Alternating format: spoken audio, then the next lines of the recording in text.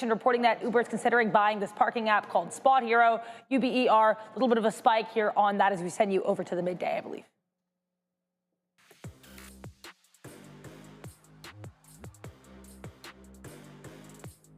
Bang, bang, bang. Greetings and salutations, beautiful people. Welcome to the Midday Show.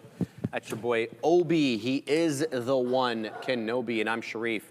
And we're going to wait for everyone to come on over from the other stream. It looks like YouTube's taking a bit of a break today, seeing as it is, of course, New Year's Eve. Yeah, we man. got Mike P. DeRider. We got Bented. Come on, you Gunners. What an ass whooping that was on Villa yesterday. Take your ass home, bro.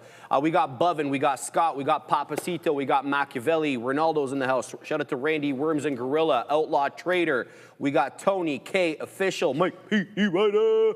We got Guju Trader, we got Jose, and Mr. Thumbs. We got Arun Warrior, Donkey Trader. We got Blue Arrow and Robin DeField.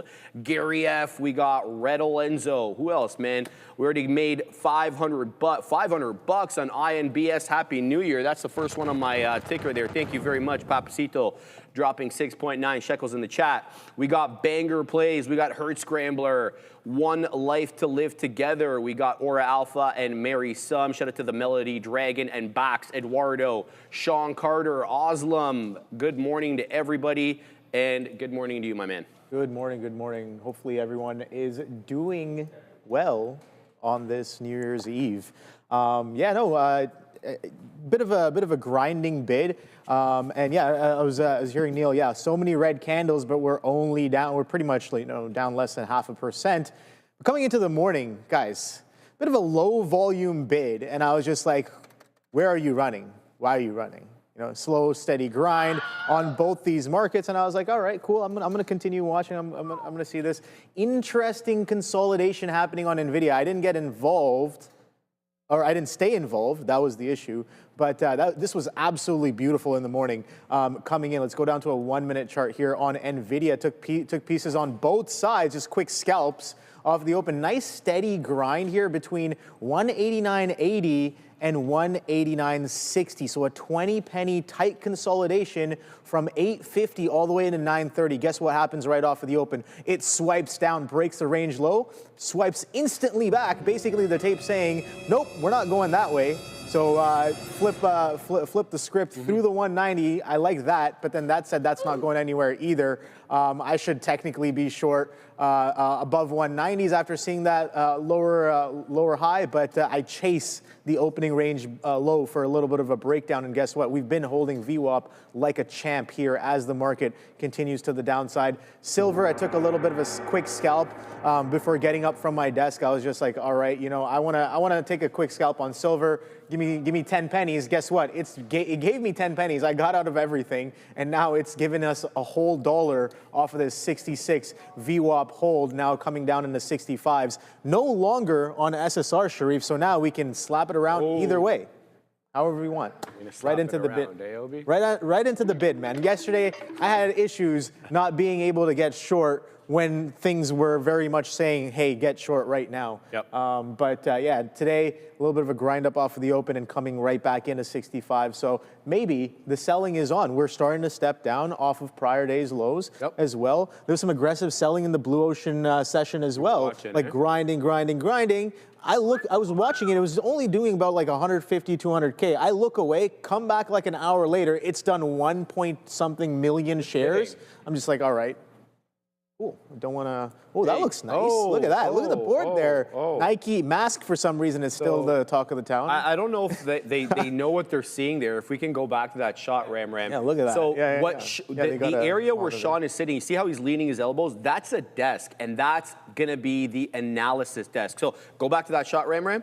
So we're going to literally just be able to turn around just like this, Brendo and I over here, or whoever's going to be over there, and then there's going to be people over here, and there's just going to be, that back and forth kind of thing. There it is. And so that's kind of going to be the new set. All right, let's cut the crap. Let's get right down to business because VNDA is breaking out. Your boy's long here at 47. Boom. There's 59. We're taking the flat top break here on VNDA. I have several orders to get in more, okay? So high of this candle, I believe we just got into 59. So we're 1 penny off the high of the day. The high of the day was put in earlier at 9:45, and there is the test of the high of the day, but we haven't breached it quite yet. VNDA has got that good momentum to the high side. We're going to build the position up on here, and hopefully we can move into $10. This is a series of higher lows off that clear area of defending at the volume weighted average price. Now let's see if we can get some more on some micro retracements. So VNDA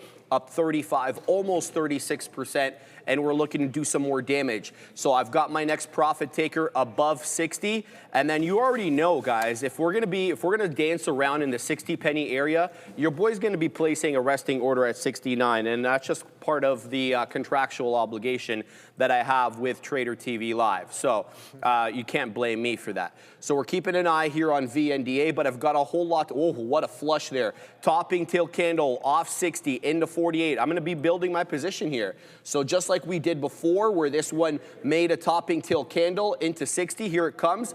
It goes right into my dip trade and doesn't fill me. That's insane. Okay, so this candle low is 36. I literally am waiting at 35. That is madness.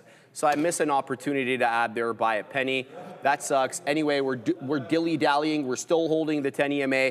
I'm going to try to build a position here a little bit higher now that 36 showed itself as a bottom, and we'll see exactly where we can get. But I like the higher lows. I like the flat top setup, and I'm going to be looking at getting in some more. In fact, that's exactly what I'm going to do here, since we already wet the beak a couple of times. Separately, I'm going to keep my eye on SIDU. Will be telling me that Jose in the back was taking this one. He was doing it live on SIDU. Well, here it comes. 353 high, hasn't touched the 10 EMA since 1045. And here it comes. It's coming right into that 10 EMA into, I want to say the price is going to be around 3.25. It's showing me 27s already. So let's see if we can pick up our first area here on SIDU into that 10 EMA. And if it loses that 310 area where VWAP is, then we get stopped out. It's really as simple as that. So we have 28s on. Let's go ahead and post that 33s. And then we're going to... I'm just saying, oh boy. Oh, I didn't realize that. That's the first thing. No, you're good. You're good. Yeah, well... But, like, you know what? You reminded me that I should be looking at those moving averages, right? I didn't even realize I totally forgot. I sat down. I was like, "Hey, SIDU's kind of looking like." Well, you might be right. Oh, I might be wrong. Quite Who frankly, knows? you know, how many times we go opposite directions, and then it doesn't matter right or wrong. You know, recently I've been saying this more. It doesn't matter right or wrong. All that matters is how much do you lose when you're wrong, how much do you win when you're right. That's all it is. It doesn't matter. Very well said. Very well said. All right, so we're going to keep an eye here on SIDU, and I'm also keeping my eye on INBS. You have to keep your eye on INBS. Very strong, up 93%. It's got some, topping tail candles here, which may worry some longs into 925. I like this, though, into about 7.5. What I'd ideally like to see, though, on INBS is for it to hold structure. So if this is my area low, this 5-minute candle at 1040 at 758, then I generally want to see it hold 750, even though VWAP is a little bit higher than that 758 level, 769, 770, in and around that area. So that would be an interesting look for me as well. Give that one a little bit here to set up. I'm also looking at NUAI. NUAI, not the biggest mover on the day, about 12.5%. Into the volume weighted average price, as well as that 260 breakout area. If that holds, that could be interesting for me. ONDS, another really good name, and this one was running, I think, last week sometime, because the name rings a bell, excuse me. Clean hold here off the 10 EMA, as well as that hold $10 area. Alas, it's still about 10, 15 pennies off the day's high at 1033, but a clean hold of 995 rockets up to 1020. So this one clearly has the momentum on its side. Be on the lookout there for a possible play on ONDS. I'm also keeping my eye here on TE, not strictly a small cap gapper, but trading like one today. I could ride the trend if that one holds. SOPA looks like it might be giving up the ghost over here. It's not up big. It's only about 3%. This is a holdover from yesterday. 367 high, just barely above currently that closing print from yesterday. MNTS I had on there. That one's going to lose its spot on the side chart anytime because it just lost the volume weighted average price. So those are ones I'm looking at. We'll see if we can kind of set up a little bit here on SIDU and see if we can kind of ride trend or what the situation is. What do you got? Yeah, for sure. I'm watching SIDU pretty close here. Silver, though, creeping into that $65 level here. So, you know, the short was great here, 66 halves, sure, in retrospect, but I didn't really put eyes on it until it got below the 66 level here. And then now coming down into 65s, I do want to remind myself as well, bigger picture, and we talked about this with Brian Shannon yesterday. This is the dominant trend here on silver. Yes, we've had a gap down day on Monday, bit of a reversal here yesterday on Tuesday, but coming right back in to this area here on the day today. So I do want to be careful. Yes, we're pulling back in. I like the shorts intraday. I definitely should have been involved or should have stayed involved with this one as it pulls back into this trend. But unless and until it really breaks this trend, I'm not sizing with any sort of you know, aggression, at least intraday. I think the swing shorts definitely got some good positions in and around here earlier on, but yeah, I think it's working out for them. You know, some people got like 70s. Maybe if you're looking at the futures, you've been holding some of that as well. But pulling back into this multi-day dominant trend here, Sharif, is silver. So yeah, sir, definitely still in play, in my opinion, as we start to get a little turbulent. And yeah, SIDU coming right back in above 32s, man. You're still involved? Yeah. Can I just cover this, Ope? Yeah, thank you very much, Wayne Griffin. very kind of you, very generous of you, given the amount there. We do appreciate. He's dropping big boy cash in the chat to the tune of 50 big ones, not the big ones, but like, you know, 50 bucks. Thanks to Neil. It reads as follows. Thanks to Neil. He's not here, but I'm going to make sure to take a picture of this for him because I think he does deserve to read that. Send him that. So it says, thanks to Neil for the valuable knowledge. It's been really helpful. You're a great trader with great risk management skills. I got to echo that sentiment 100% on Neil there. Thanks, Neil. We really appreciate everything you do for your viewers. And there's a whole bunch of dollar signs. Neil, I'll have to read this to you again because you just weaseled in. Thanks, Neil, for the $50 super chat, by the way, Neil. Thanks, Neil, for the valuable knowledge. It's been really helpful. You're a great trader with great risk management skills. Thanks, Neil. We really appreciate everything you do for the viewers. And then there's 4 nice dollar signs there, Neil. And that comes vis-a-vis Wayne Griffin. Again, Wayne, very kind of you. And I'm sure Neil will be communicating with you directly in the chat there to show his appreciation. Obi, what do you got, my man? Yeah, I'm just continuing to watch some of these names here. We had that news with Uber just as we came on, a little bit of you know, not pop and drop and pop right there. So came down to 81.40s, pops right back up 81.70s. But bigger picture on the day, downtrending with I guess the rest of the market here. So got to keep eyes on that. We'll get the silver out of the way. Maybe looking for the reversion of the reversion right here with a potential bid. We've only seen red candles since the open here. So I'm looking for a potential bid. 65s now incoming here on silver. Let's see if anybody shows up. I'll pull up the tape here as well. This tape is still on SIDU here, but we'll pull up the tape, throw on a bit of a filter. Pull up the book, I mean, not the tape. The tape's already on. I always confuse those two. Yeah, so 65s coming in here on silver. So we'll see if that gives us any sort of significance here. But like I said before, I think the short was definitely on here at 66s. I had the entry, did not have the exits.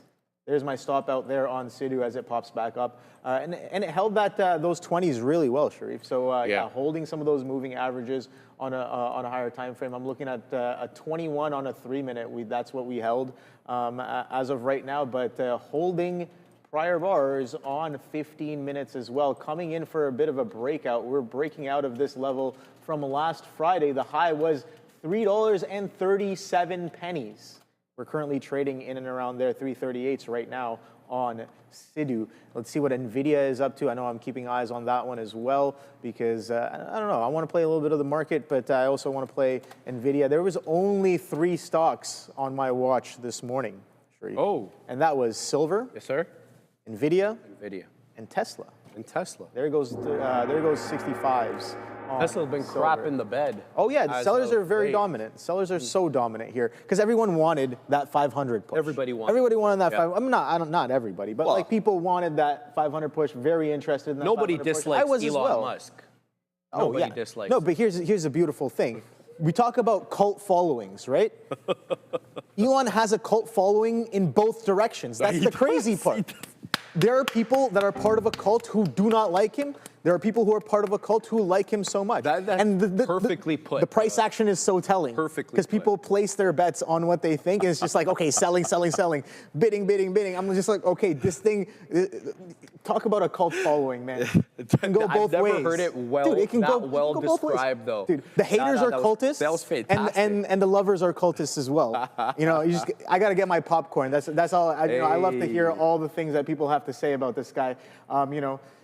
The guy is operating at a level far above majority of the population. I have nothing to say about that. You know? Don't be rude. Don't be rude. Yeah. Well, we saw earlier, you know, they were very rude to each other, especially on X there, Fabian. We all remember that. Yeah, that was interesting to say the least.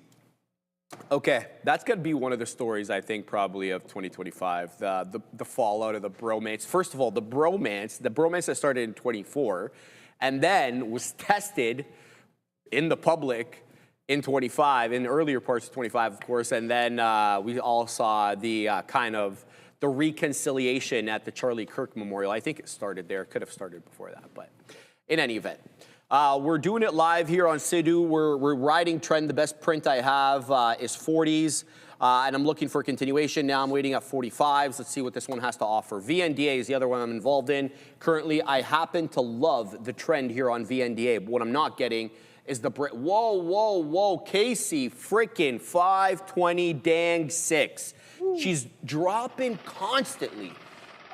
Big boy membies in the chat. Thank you very much, KC526, the OG trader, small cap gapper trader, by the way. And if you are now, so for example, Create Space 1, you got a free memby. How about Willie Gerald? You got one too. Kevin Sun, Lionel Martinez. Okay.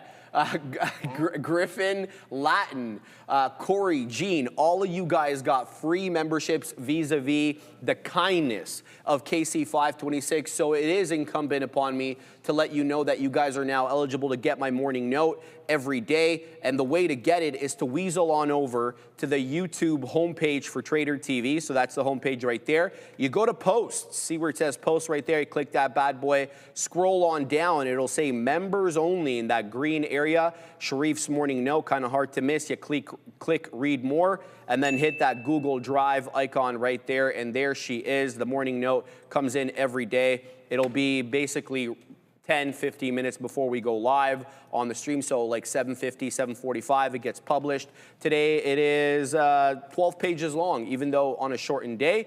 And we cover the topics at length. You get technical areas of support and resistance. You get the depth or the in-depth coverage of the story, as well as the trader takeaway, which gives you insights into intraday trading, swing trading, investing, things to look out for specific to that name. So make sure you guys are getting that every day. And if you didn't get a membership from KC526, you can always hit the join below this video. It's $5 a month, but it's not going to be $5 a month for long. I promise you that. And there's going to be more stuff coming behind that paywall in the new year.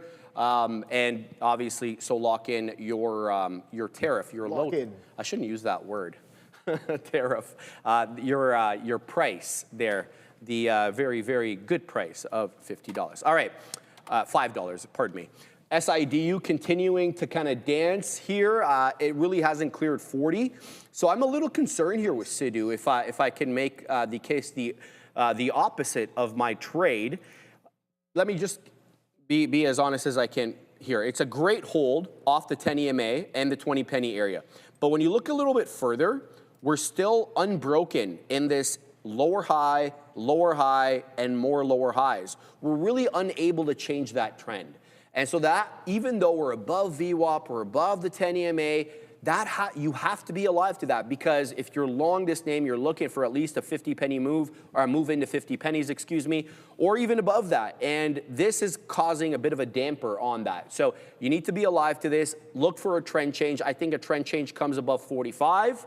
A decided break above that probably gets us into 50. But we'll have to see if we can get there first. So SIDU, I don't think we're out of the water quite yet. And I'll be keeping a close eye on this one.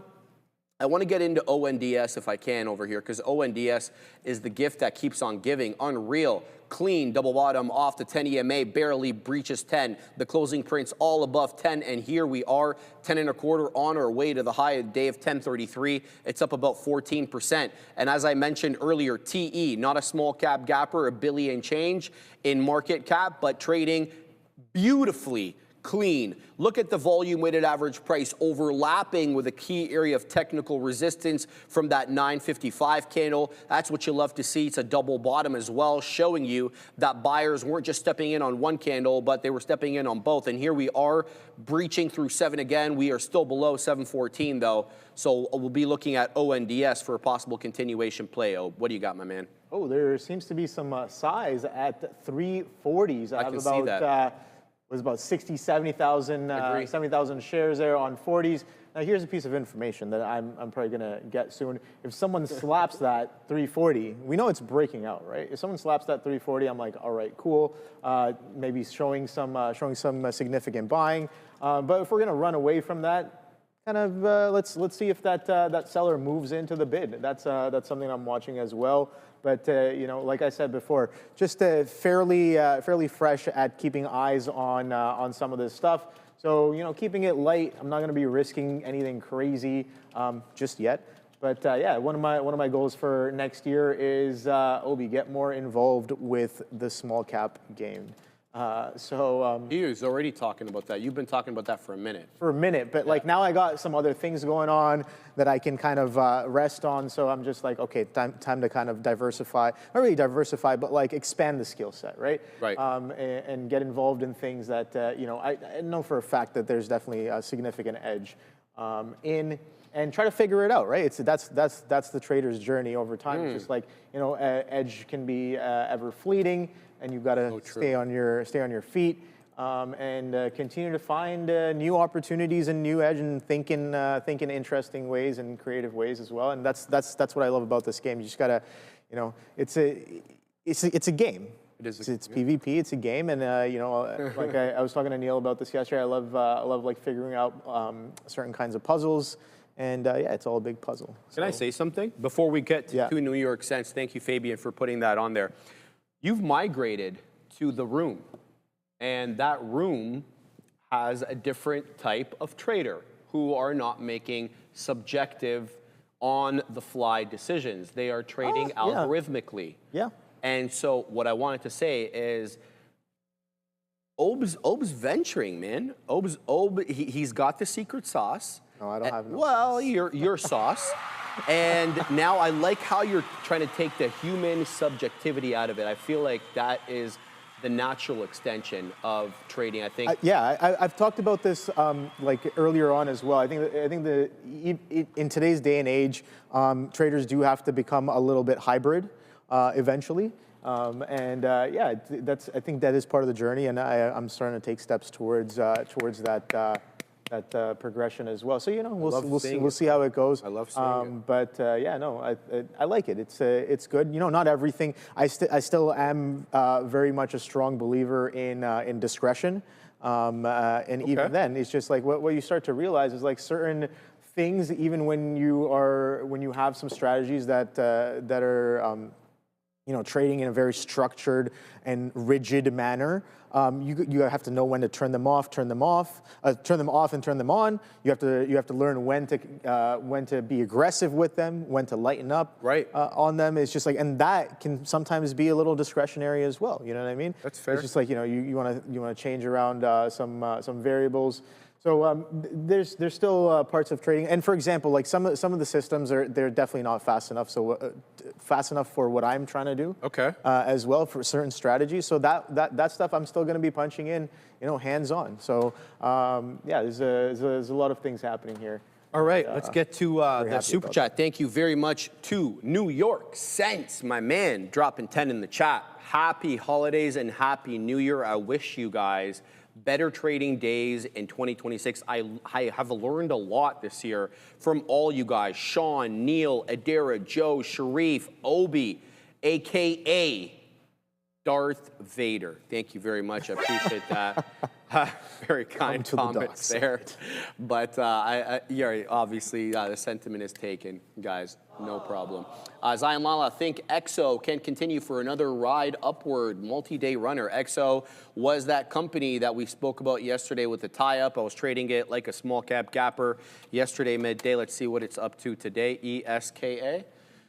EKSO. Okay, so I'll have nothing to do with this one today. It's negative on the day, so right away, it's on Uncle Sheriff's shit list, right? 16.5% in the Ville of Red, and it's clearly below the volume-weighted average price.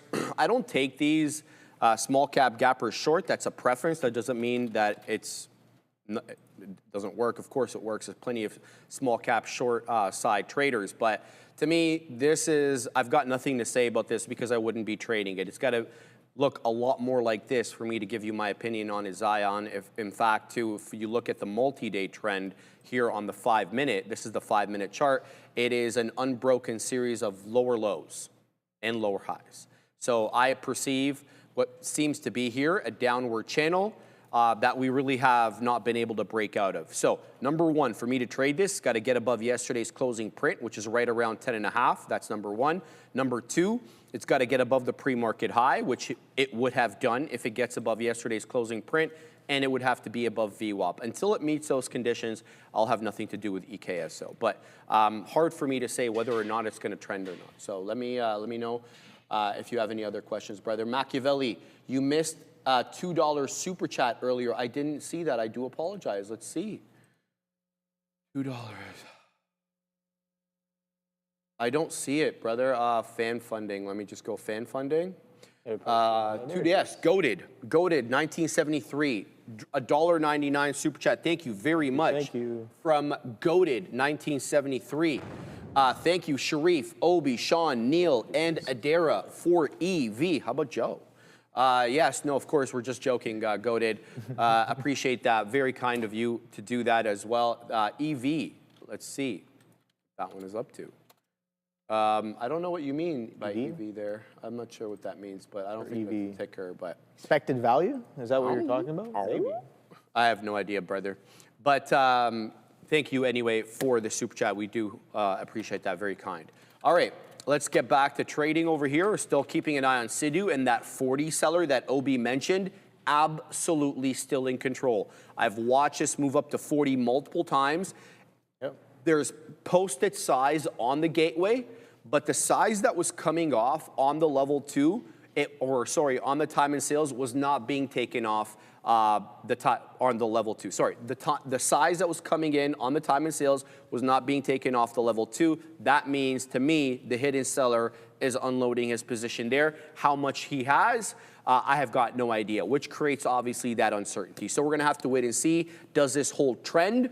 Or are there lower highs? We just spoke about their operative. 353 high. That's a topping tail candle at 1040. Then you have another area high at 1055, the high of which is 347. Now we know the high is 340. And here comes 340 again. Watch this now.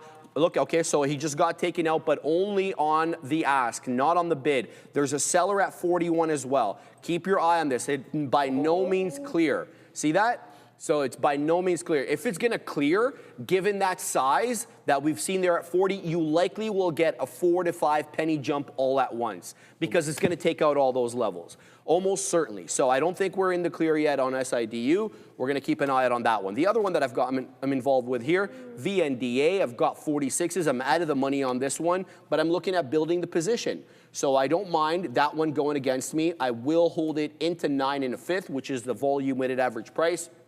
We'll have to see how that one ends up doing. How are we doing here on SIDU? No, there's a seller at every penny. Okay, there you go. Now up into 45. Oh, wow, can we get the print there at 45? Now I'm posting above 50. We're going to go high 50s here. Let's go 57. And if it rejects 50, your boy's going to add at the 10 EMA on the 5. And you know where that is? That's at the third of a dollar, right around 35. So we're going to keep a close eye here on the DO, and we're going to see what it has to offer, Obe.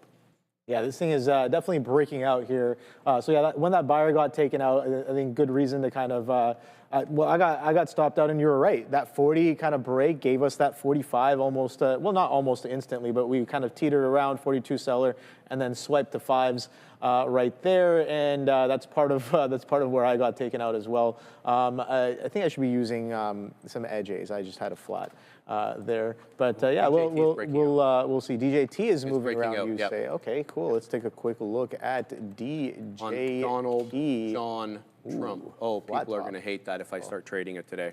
Oh, 13, boy. yo, he's doing some relative volume for sure. Look at that. Look at the higher definitely, lows, definitely worth trading. We talk about a flat top breakout. Yeah, kind of flat top right there, 1338s. So yeah, definitely eyes on this one. 1738. Who's that from again? 1738. Is that? Hold on. I know. Come on, Ob. I know this. Come on. Let's go, Ob. I know the song. I got to put an earworm, eh? I was gonna say 21, but it's not. It's not 21. Get it, Neil? Neil's going hard over there, bro. It's VWAP, man. Oh yeah. Yeah. All right, we got to pause for a second. We're going to the big desk with Adair for the crypto segment. It's the last day of the year, so I'm going to be really cliched and look at some of the years for these crypto, I was going to say stocks, but crypto entities. Either way here, we'll start by taking a look at the daily performance of Bitcoin. As Sharif mentioned this morning, 90 halves is a clear area of resistance for BTC going back 2 weeks now. The local low, though, has been 86 fives. We haven't breached either, so it's been incredibly range-bound trading for Bitcoin to end the year. Let's take a look at that year, though, for BTC, because it's interesting. We're going to have a red year on Bitcoin right now, poised to close about 6% down on the year. But we did reach new all-time highs, I believe October 5th or 6th here, around 125,000. So good look there for BTC. Last year, though, actually up 120%. So even though this was a record year for BTC, not much to show for it from a percentage perspective. Ethereum also going to close the year red following a green year last year, set to close down about 11%. Take a look at XRP. XRP USD down 11% as well.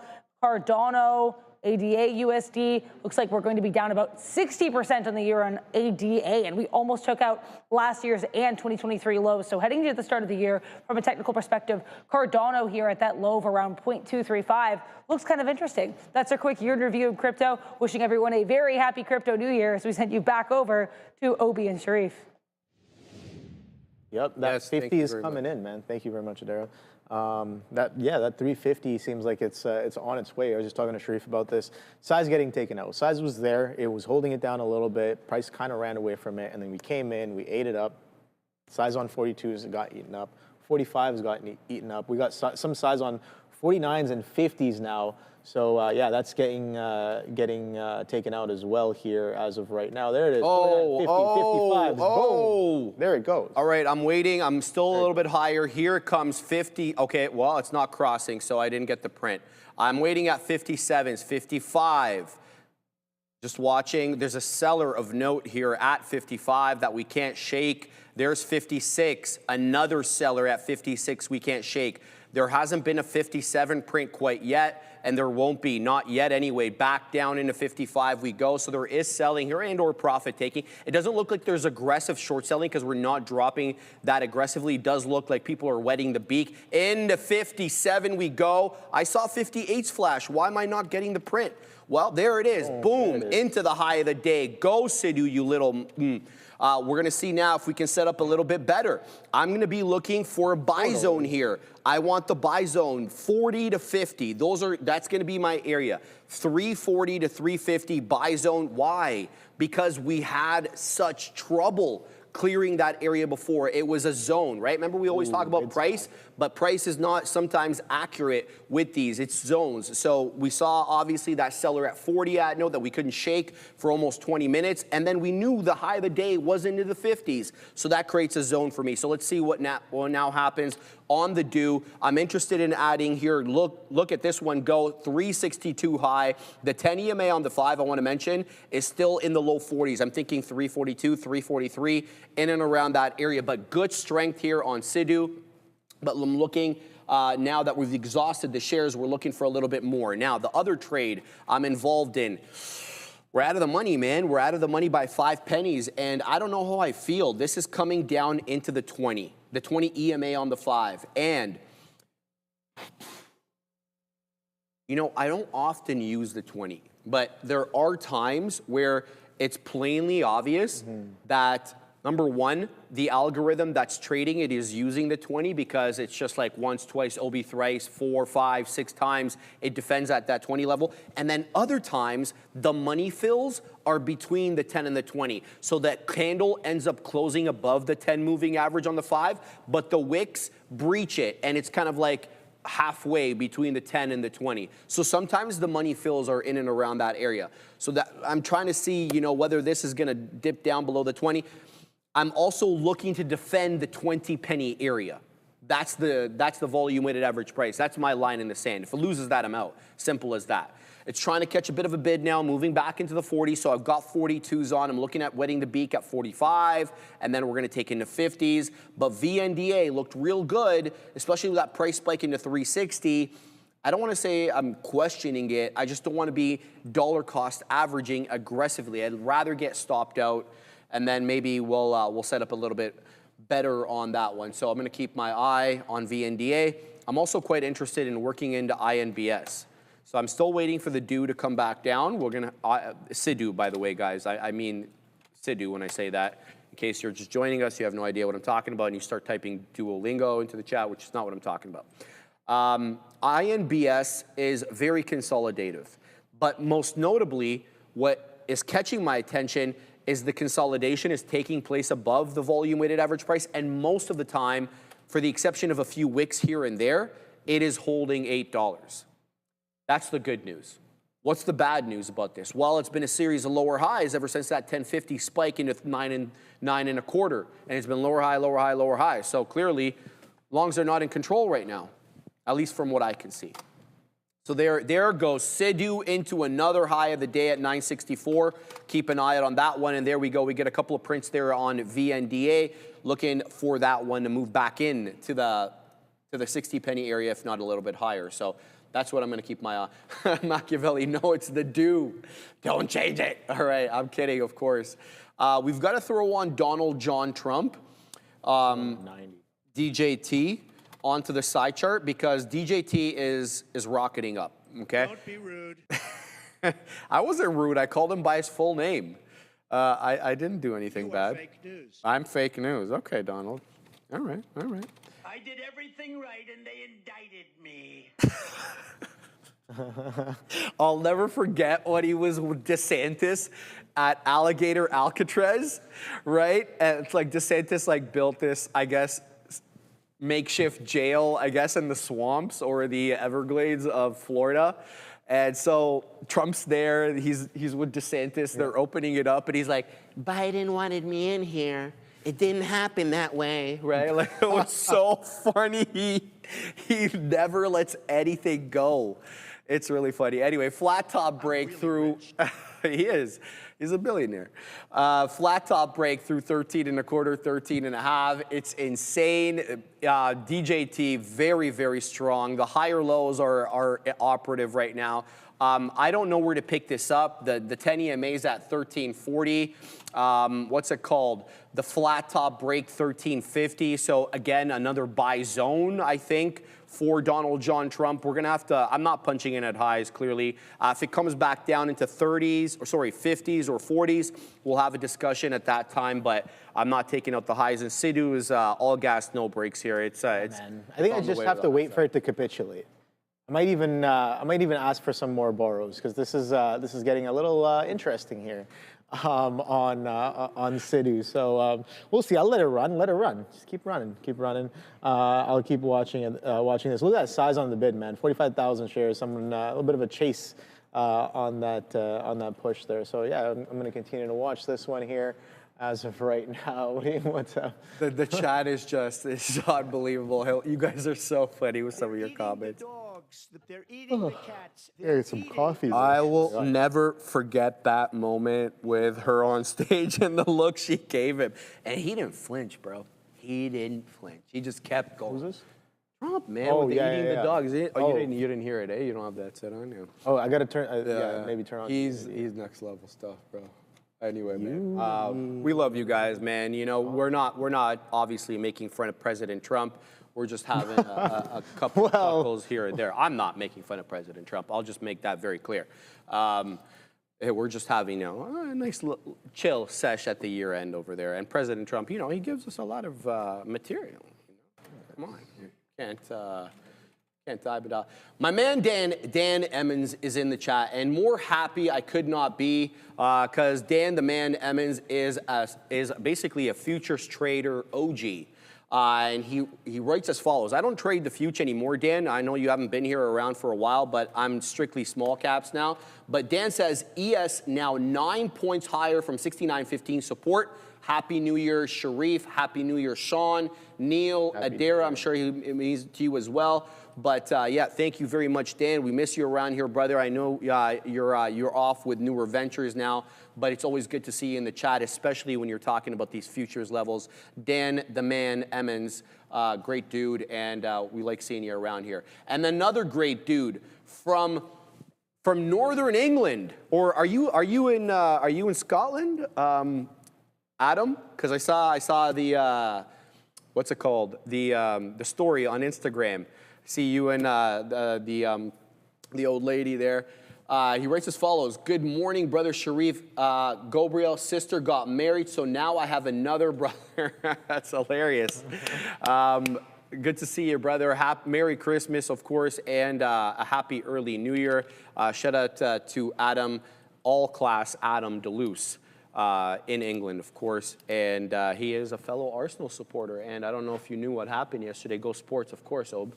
But Arsenal put a hurtin' on the number 3 team. That was actually only 3 points behind us, and they actually beat us in the last minute on their turf.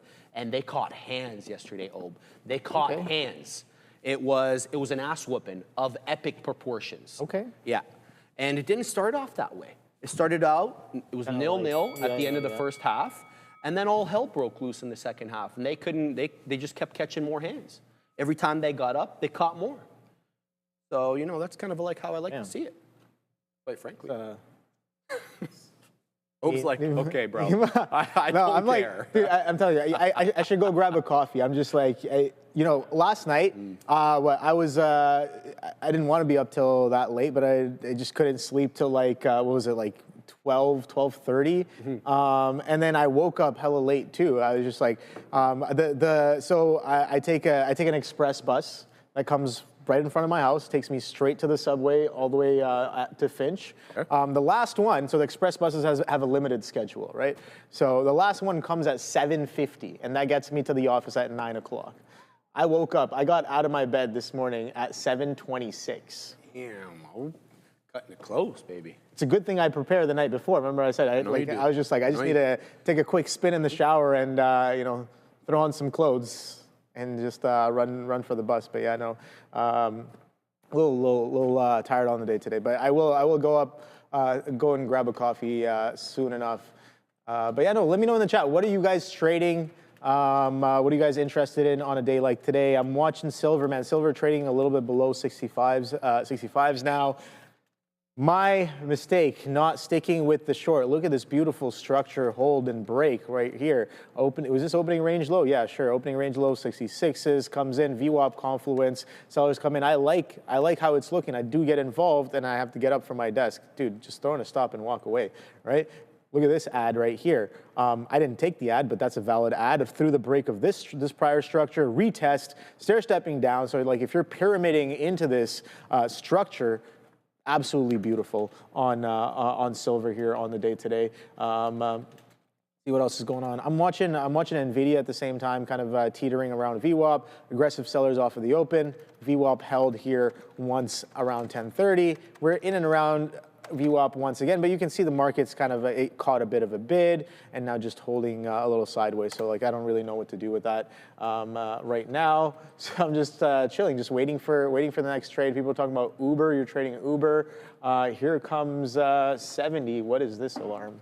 Oh yeah, oh yeah. It's called the GTFU alarm because I need to get up and go for a walk if I'm holding bags around this time. But Right now, I'm not really doing that. So where's the next trade? We'll figure it out. Let me know in the chat. What are you guys trading? Someone said Uber. Let's see if Uber has made a bit of a move here right now. Let's check that out. Post news, I guess, was that a bit of a capitulation on the news? That's what I'm asking right here. But a nice little pop up into 81.90. So only been bidding since that news came out here on Uber. What else is going on here? What are you guys looking at? Let's see in the chat. BTC XRP is going apparently. UMAC is up 7.5%. UMAC, let's check that one out as well. UMAC, okay, how much volume are you doing? Those candles don't really look too crazy. Okay, so about average volume roughly. But our vol has started to step up on that run up here on UMAC, so good look there. Let's just go through quickly the volume gainers here on the day. ONDS. We heard Sharif talking about this one a little bit earlier. Coming right back into $10. SIDU, we're on that one right now. INBS, nice little consolidation here, $8. That looks interesting. Intelligent Biosolutions, NVDA, number 4. It is the time for small caps, man, small to mid caps, so it's looking good. NEO, that's a bit of a flush and a bit of a curl happening here. Relative volume, talk about that, over 2.5 times our vol happening over there. What is this? Anghami, ANGH, interesting. Ooh, Tesla, I was like, what is this one? Tesla, flat bottom break incoming, Sharif. Sellers have been in charge. We're trading below prior to double bottom. Though. Yeah, that's literally a flat, okay, so you know because it's set up with lower highs though, so it's that descending wedge pattern. That looks fantastic. Yeah, look at this one. I mean, when I see something like this, I'm just like, oh boy. Because take a look at a higher time frame before we start to get involved. We've been selling off back-to-back days after that 500 attempt, right? Bit of a break of trend, if you want to call it, whatever it is. Let's see, throw on some indicators. Okay, I got to go higher. No, this is the hourly. Okay, so we're coming into some, look at all these lines. Look at all these levels that I have, and none of them really mean too much other than some of the ones that I have bolded. Yeah, interesting stuff here. Don't really see anything too crazy. We got a long ways to go if we are to continue selling off here on Tesla. Just looking at the weekly or the monthly should tell you that, yeah, we're quite a far ways away from some of these prior support areas. This is the look at the gap down continuation on the week has been nice. Let's see if we get another red week of selling coming into the new year as well. Bit of a double top-ish area here at 500, 488s roughly. Last time we got there, look at that weekly candle, nice little ping flush.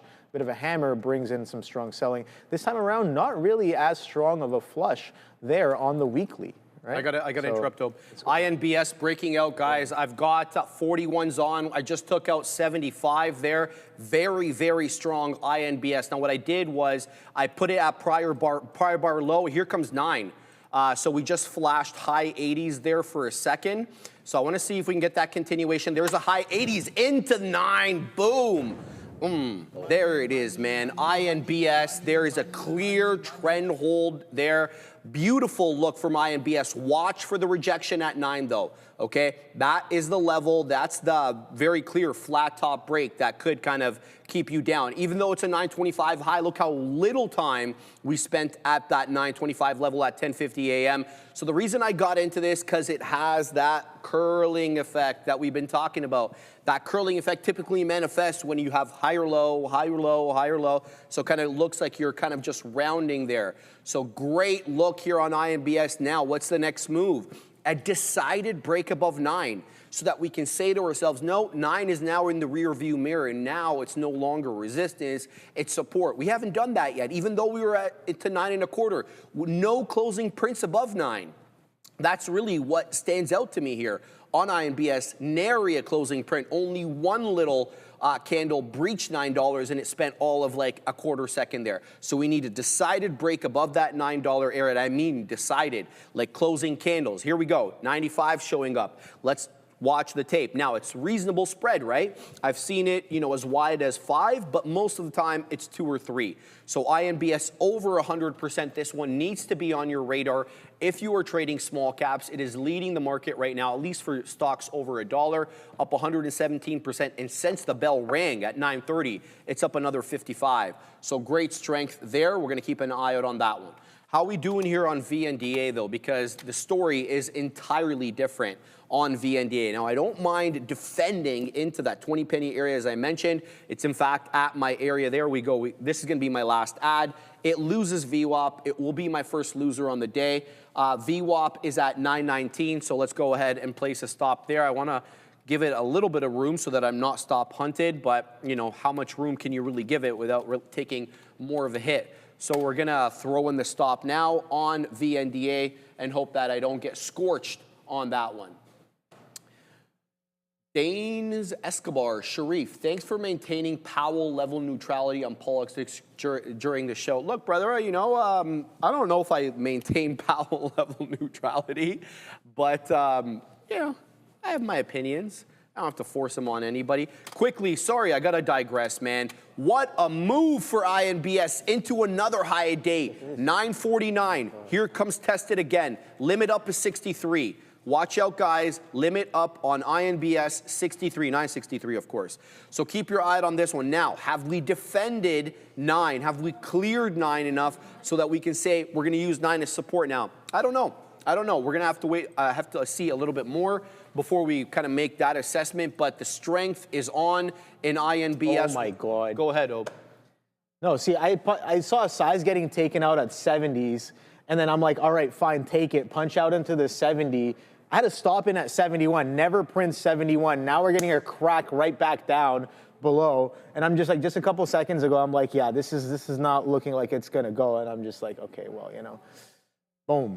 Right there. So, I mean, a 10 penny drop. I don't know. Like I said, I'm still learning.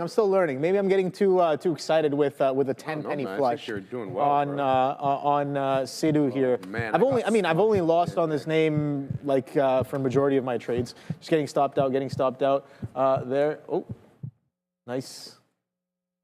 Cool. Thank you. What happened?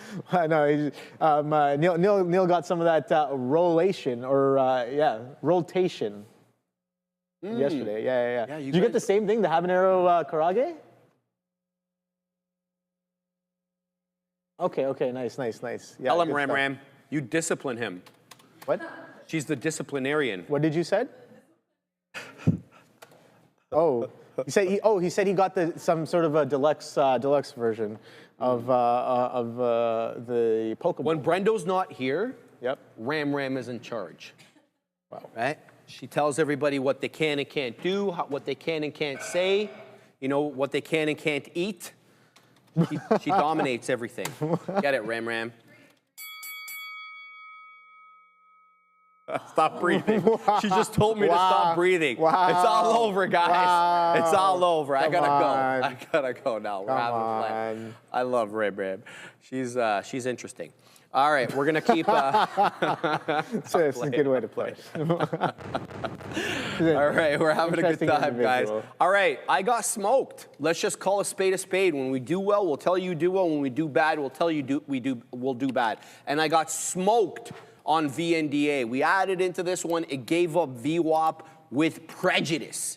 Down it goes into 9, and we absolutely did not do well on this one, so that will be my first loser of the day, but it's by no means going to dampen my attitude. I don't know if you've got plans tonight, but I'm pumped for tonight, so I'm in a good I'm still mood. looking for spots to kind of hit. I don't know. I have like a list of spots. Can I don't know, make some maybe a suggestions? speakeasy, maybe, Okay. I mean, You if I want want to keep it low key then, huh? yeah, I mean, you know, you okay, got to that's speak fair. easy. Yeah.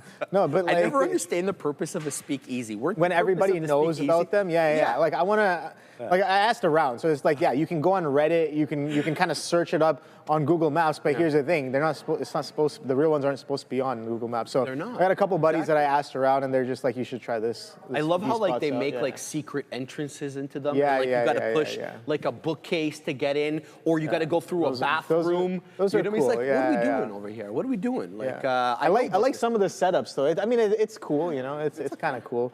I love it's an it. I love interesting it. concept there. INBS is the bamboozler in chief. Fabian, if we can go to the chart, because INBS tanking 961 high, and this is why I was not quick to add through the break of 9 for exactly this reason. It bamboozled everybody and their mother's third cousin, 961 high. It's $1 lower. It put in a topping tail candle like I've never seen. Unreal. Well, I've seen plenty of topping tail candles, but I'm exaggerating for effect. Let's see if it holds up at 8.5. 8.5 is the 10 EMA on the 5, so that's been an area of support before. But there you go. We didn't get that decisive clearing of 9 that we could say to ourselves, okay, good. You know, we've got a nice area of support now on INBS. So there you go. There you go. It didn't hold 9. It didn't hold 9 initially at 10.50. When it got to 9.25, it didn't definitely hold it 11.50 when it got into 61. So bamboozlement, and yes, more bamboozlement. I am now long back on the DEW. Let's see if the DEW wants to take out the high of the day at 870. Had a hammer candle that formed into the 10 EMA, and that's where I got long. I'm looking actually to defend this into about the $0.50. Let's see if it can take out 370. It's slowed down substantially in its price action now. You know, moving like a penny every, I want to say 5-6 seconds, but it's done 80 million shares. So back up into 65 it goes. I've got 62s on, and then you already know where I'm waiting. I don't have to tell you guys. And then we're going to wait north of 11, or sorry, north of 70 as well. But packing the patience there. What is this moron in the chat, bro? Who? What is this idiot? Who is this idiot? Get this guy out of here, man. Nice. Oh my goodness, did you see that? Yeah, I did. Yeah, nothing, what an idiot, Nothing bro. better to do with your life, so. Banhammer. Yeah, banhammer. More like slap this guy into tomorrow, bro. What an idiot. Well, anyway, slap him into next year. We'll see you when you look at what he 2027. wrote, you'll understand what I'm talking about. Yeah. Anyway, you got anything to cover? Market with a bit of a turn here. 25,600 is coming in, so we are looking like we're catching a bit of a bid here. ES, Nasdaq. So I'm looking at watching NVDA at VWAP. Let me pull that one up here. Page down, page up, page up. Okay, cool. That is NVIDIA. So yeah, this was a bit of an area of supply or sellers in the morning session around 10:30. Let's see if those come right back in. I'm also watching this SIDU, man. SIDU. Yeah, it's coming down, bro. Yeah, I just, you know what? Get a little bit involved, throw the stop in, and then we'll figure it out after. How about that? I don't know. Yeah, let's see. So I got spooked on the 70 size getting filled, and the buddy had like whatever, like 60. I think it was 60,000, something like that, or 70,000, something like that. In the above 50 for sure. Starts getting filled. I punch out into it because I'm like, I don't know if this breaks, this could go right. The next area I see is like mid 70s to 80s that could provide a little bit of resistance. If you look at a bit of a gap fill on, I think it's on the daily here. What is this bar low here? I'll pull it up so we can all take a look at it here. First, let me throw in that stop so I can, boom, right here. Thank you. All right, so SIDU on the daily. On the DEW. On the daily. Let's go to the daily right here. Bing, bang. Bang, bang. Okay, so right here, bit of a gap fill right here. So what is this low? That's what I'm asking. That low right there is 389, but I want to go into the after hours as well and take a look at what that low specifically is, because again, gap fill, price action was done at a time not in the open session. So that specific low is coming in at 72. So that gap fill or whatever is at 72. Guess what? We got to 70. Got to 70, size on 70, and then taking a little bit of a pullback. I like that even more. Again, don't really trade these small caps, but let's just take it off of price action. That kind of is a thing for me. So let's see if we break a bit of trend here. VWAP is at 318s. Let's see, draw some arbitrary chart art here. Let's just take it from this low here. I love it. Boom, right there. So we were breaking a little bit of trend here. I like this grind that kind of confirms that consistent buying here as well. Maybe anchor it to the point where buyers actually came in with some volume, and that was this candle right here. And again, just like anchored VWAP, I want to anchor any sort of indicator to an event that I think is significant. So a little bit of volume will do that, right? So that's the first time after the open. You can see here, I think I did have this short initially, right? Did I have that short into, no, I had the short at covers into 1109. So So that's in here. So I had this short here, and then kind of stopped out for the breakout right there. But yeah, that's coming in nicely. Had to stick short in the 60s, man. I had 64 shorts, and have to be patient. Just let the stop get hit. I was sitting at 71s, right? And we talk about that high being 70 as well. Here's a bit of the backside move. Let's see if we kind of continue. Chase in is what I'm telling myself a little bit here. We could swipe right back. Swipe or no swiping. There goes NVIDIA through the highs. Here we go on NVDA into an area where, yeah, sellers came in a little bit earlier. Market with a little bit of a curl, nothing crazy here. But let's see if that comes in. 21 EMA was what was holding on the 3-minute. Oh, boy. There it is. They're the sellers. Creamed. Slapping that bid. I don't know why I didn't get stopped I out like there. this. I did, this. but I didn't. I gave back a little bit on that one. Now they just have to do an offering. No, I'm joking. I like that. Didn't they already do an offering like prior week? I think so. I have no idea. What's going on with my screen here? Oh, she zooms in on it. Yeah. There's okay. You know what? Yeah, I don't have SIDU on my main screen. That's why you probably can't see it. That would help. Let me throw that up here, right here. But yeah, swiping a few pennies at a time here. Why is the chart like that? Don't be ugly. Oh my God, there's some missing information there. Okay, cool. Yeah, so this breakdown, nice, punch in. But this was the stop I was talking about. Size on 70s, dude. Definitely gave me a little bit of a spook when it started getting filled. Just like, all right, don't want to. If it's going to continue to get filled, I want to take it out. I don't know if that's a good habit or not. Again, like I said, don't really get involved with the small caps that much, but it seems like some of the action can be very, very telling at times here. Let's see if we get down to VWAP. Prior structure 320s here as well, and we talk about the gap fill in the 370s. That adds confluence for maybe a potential stronger reason to sell. And Buddy was sitting there on the ask with some size, so I'm just like, okay, like, you know, I like that. Cool. Show yourself. Show yourself. I love that. Yeah, no, it's always interesting when participants kind of show themselves. 322s here is the prior low. I'm looking at this double bottom right here. I don't know if we're going to get all the way down there. This is where we kind of start to break out as well. So if we start to kind of consolidate here, again, got to be nimble and see what that will bring me at the same time. So these things I'm just looking at the prior few days of price action. These things have a tendency to wipe up and down 10, 15, 20 pennies sometimes even. So the question here becomes, do I take some off? Do I be nimble? I think if I'm going to say that out loud, the answer is yes. So let's see if we can do some of that along the way here. But yeah, no, thankful for some of the moves that we've been getting on the day.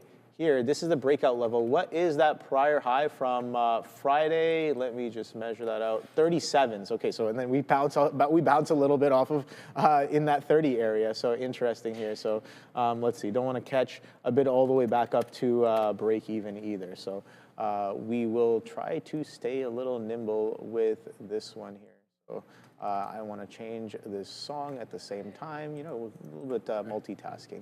All right, I'm back into INBS here, Robe, and it's dancing with 9 again. There's a seller in and around that $9 area. The best print I have so far on this latest trade on INBS is 9.10. There's 17, 16s now, 16s again. No continuation through into 20s. There it goes into 30s. All my prints get taken out there. What a move on INBS again. So this one, the higher lows are what is operative, 126%. I don't know what's going on with the position board. It just okay, well, it's back. Fantastic. So the best print that we have there is 933, candle high 35, currently showing me 27s. High of the day, 961. We still haven't quite made it up there yet. Now, remember that we did have that topping tail candle that took out $9. I got to $9.25 at 10:50 a.m. So there could be selling at the $0.25. It's already shown itself to be an important area of at least intraday resistance. So looking for continuation here. We got 91s on, so we have a bit of a cushion, but don't want to take out too much too quickly, especially if we actually make the move into 10. The higher lows on INBS, despite the bamboozlement and the zigging and the zagging, are what is important here because it's showing you that buyers are picking this up at higher and higher levels on every successive drop. Now, that's not going to last forever, right? So you got to be, attuned or you're ready to see the trend change. There it goes back into 26. I'm just monitoring here because I want to take something in and around 50s. I'm posting at 47s, 34s, 38s. No continuation into the 40s quite yet, but good strength on INBS, but nothing into the half dollar as of yet. But that is the first closing print on the 5-minute chart that closes above 9. So now can we say to ourselves $9 support? It was a hell of a resistance level clearly all day. Can we now use it as support? That is where I struggle the most, okay? To be able to pick up in more shares into winners by basically gauging intraday areas of support and resistance, especially when they flip. So keeping an eye here on INBS, looking for continuation on this bad boy, and looking to do some more damage on this one. Separately, I'm in Donald John Trump, and now we're break even on this one. Let's go ahead up and set up some prints here to get some beak wetters possibly into a nice price spike. It seems to be holding up at the 20 EMA on the 5 or in and around that 40 penny level. There it goes into 51. No continuation though into the mid 50s. Back now to INBS as it drops back down into 9. Is this an ad? I hate these. I'm not adding here. We'll go flat out break even. Let's see if it holds above 9. If it holds above 9, it shows me a couple of candles at this level. I'm going to add into the move into 10. That's going to be my thinking here on INBS, is zigs and zags. Right now, this current bar low is just a skosh below 9, like 894. So to me, that says $9 is holding generally as an area of support. Whether or not it continues to do that, we're going to have to wait and see. But INBS is the gift that keeps on giving on the day. And if you're small cap gapper inclined, you got to be looking at this one. It's up 120%, having done a little bit less than 60 million shares on the day. And it is holding the higher low trend. So if you are using prior bar low as your stop, you're not getting bamboozled. Doesn't mean it's going to happen forever, okay? So be on the lookout for a bit of a trend change there, Obi. Sorry. Oh, yes, let me see what Sean Joseph has to say here. Hi, Sharif. Can you take a look at this stick? Sorry, what? Like that. I don't know. I think he means something else. ULY, what's your opinion? Let me have a look, brother. Let's bring it in. Uli. Come on, Uli. Show yourself, Uli. Uli, Uli, Uli. Ali, Ali. I knew you were going to do that. That's very Australian of you. There you go. All right. Great trend on this bad boy yesterday. It's up 23 1/3 today, having closed out yesterday at 276. The reason it's up that much, given that it closed at 276, is because the aftermarket price action, all hell broke loose when there's no volatility halt parameters. I like this, but today's an inside day. But the fact that your boy Yuli over here, ULY, is not giving up the ghost in the sense that it's not going negative on the day speaks volumes here. ULY, what is this? $7.5 million market cap, urgent.ly. This looks good, man. This looks real good. I'm just going to have to digress because I got to keep an eye here on Donald John Trump because Donald John Trump is back into the mid-50s. And I'm taking prints on this one as well. So let's go here. Donald. Let's see if we can take out the next one there at 58. Oh, bit of a sell there coming in into 52s. Getting bought up, though. It's having trouble clearing the 10 EMA on the 5 now. In fact, it was using the 10 EMA as support. Now it's using it as resistance. That could be trouble for me. But to answer your question, ULY looks good. When these small cap gappers don't have a big reversal the next day, that usually means it's a good thing. And it ran aggressively in the aftermarket. Just be careful. Use the same risk parameters that you would use for these small cap gappers. Oh. Taking some scalps here on NVDA, back through 89s right into VWAP here. I wasn't really watching it, but take a look at what the market's doing. A little bit of flush on that candle here. I'm looking at 88.75. This is Buddy on, I think, I got to check if I'm on absolute shares on this one. There's the Memex sandwiches. Talk about, I like the members exchange. That's... I like that gate. Let's just say that.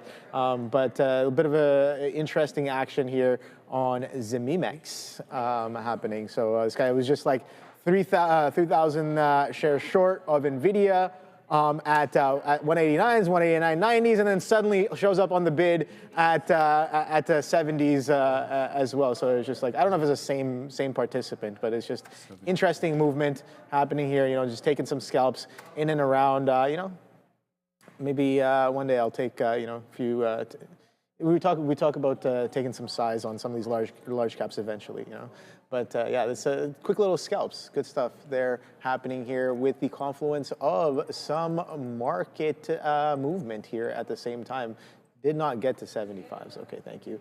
There's a break back below 65 here on silver, but a bit of a chop happening. Was it 65.20s to 64.80s? So about a 40 penny chop happening here. I got back into SIDU here with a little bit, but again, if this is gonna kind of you know, just do nothing, keeping it tight, keeping it light as of right now. We'll be right back from Sia with Happening Now. After these messages, we'll be right. Hi guys, good afternoon. Last trading session of the year.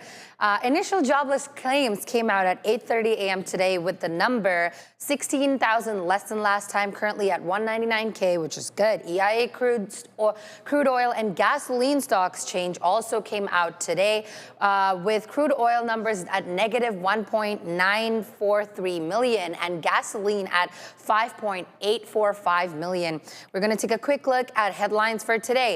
Nike shares are trading higher right now after Apple CEO Tim Cook added 50,000 shares, which is a 90% increase in his stake.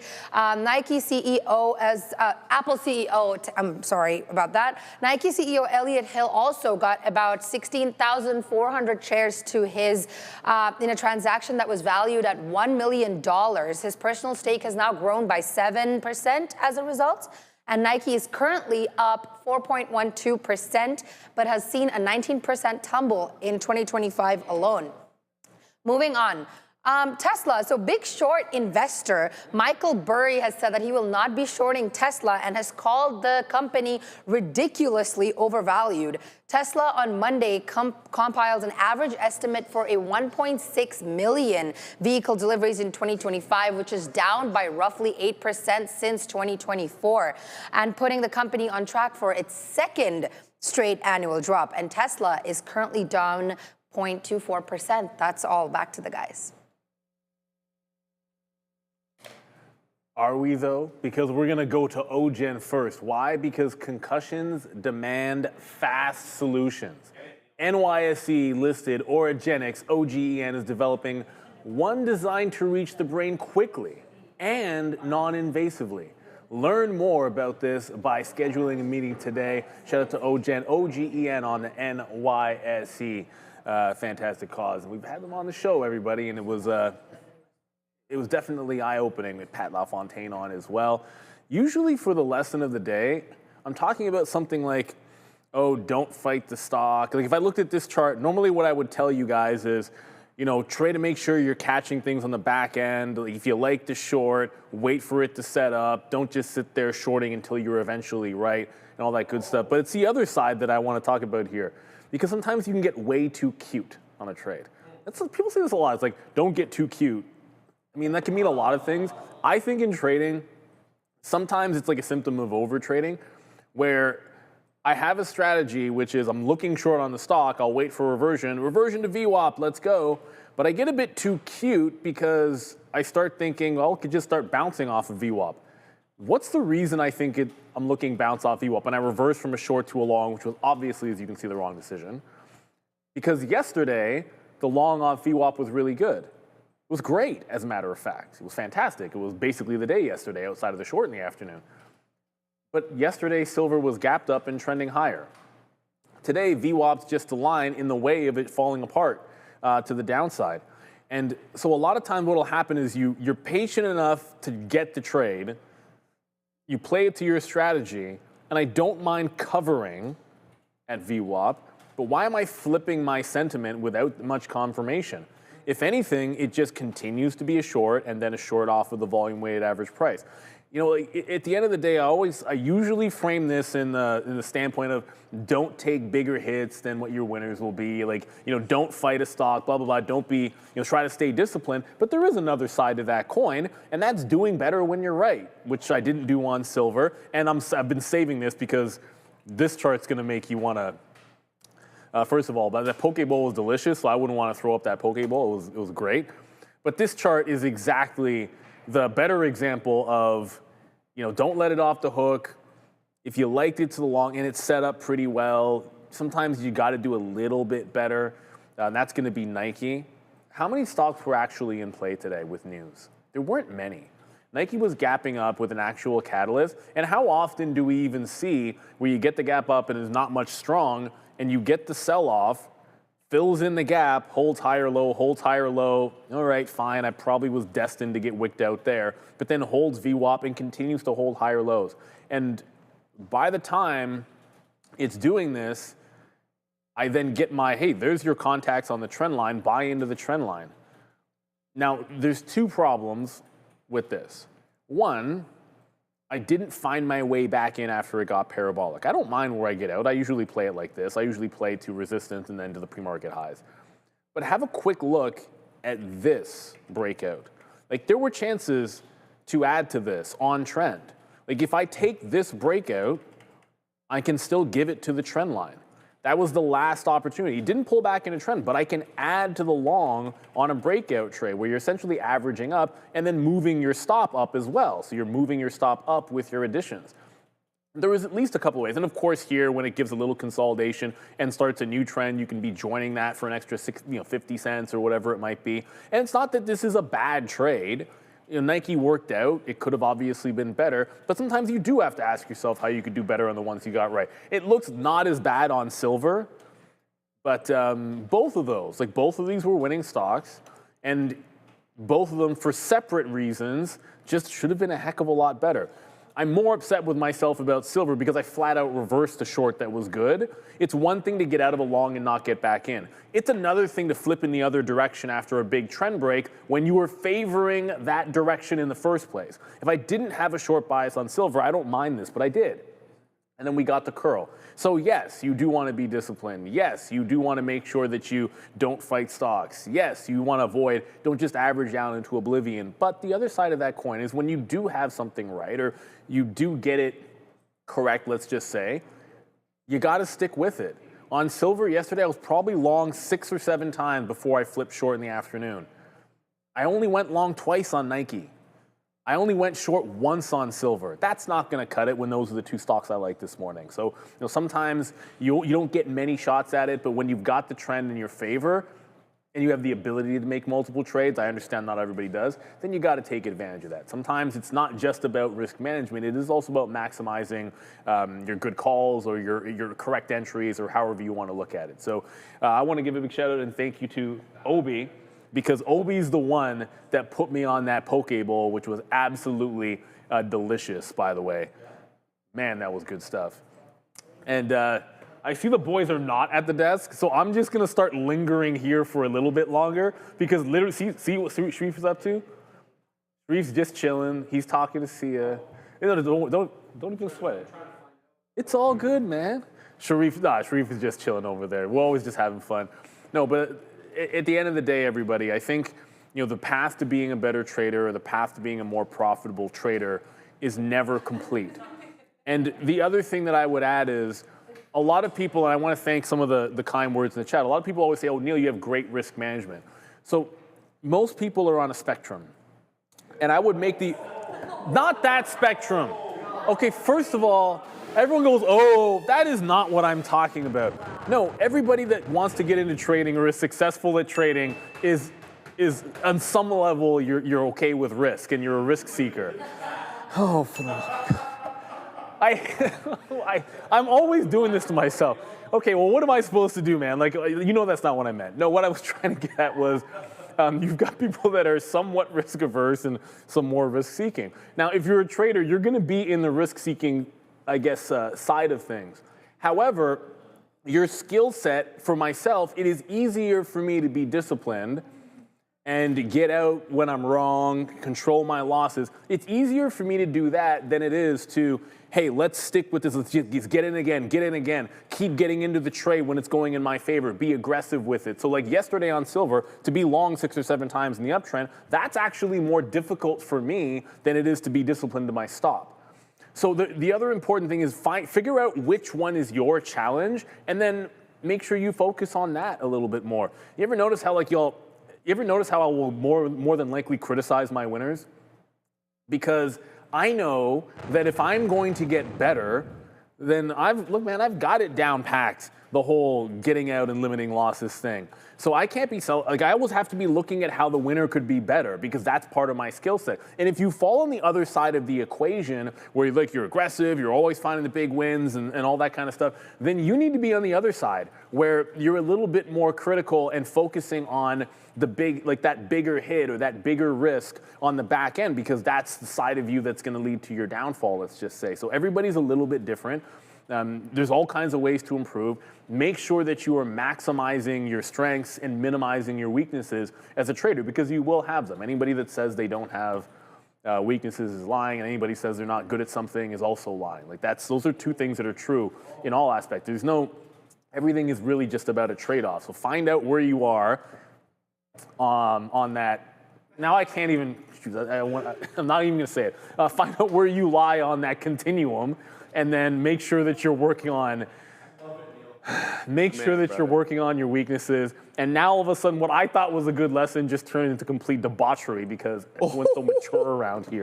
No, that's a great lesson, Neil. It's actually a great lesson. Also, I love that sweater, by the way. That's but Neil, that's some good drip. I want to build on your point. I was reading this article a few days ago online, and it's like, if you have, let's just say on a scale of 1 to 10, you take a certain skill set. Let's just say, I'm just giving anything out there, driving. You're a 5 on driving. You're on a scale of 1 to 10. Realistically, most people, not all, most people can only move 1 or 2 points ahead from that 5. So you can improve up to a 7. So what a lot of people were thinking is like, why are people trying to improve at things they're 5s on rather than trying to become from a 7 to a 9 or an 8 to a 10 and then cleaning up? Because then you're dominating in that area. So I want to build on your point. I think your lesson was absolutely fantastic, and we're just having a good time with that whole spectrum thing. But Neil's lesson, obviously, it hits there as it usually does. Thank you. I gotta go back and rewatch some of it. I definitely missed the beginning part of it, but I sat down, and I started hearing some straight facts, some gold. So yeah, absolutely solid. Yeah, you got to work on your strengths, right? There you go. Yeah, it really is. I mean, it really does. You summarized my little spiel there in one thing. Work on what you're good at, man. Work on your strengths. Get push better those. instead of trying to get better at things that I'm not you're so never good going to at be the top at, right? Well, because yeah, never say never, but at the same time, yeah, work on your strengths. Make sure they're at peak performance before you kind of go and, like you said, clean up some of the weaknesses as well. So, yeah, no, I definitely agree with that. Love it. Implement that a little bit more in my life as well.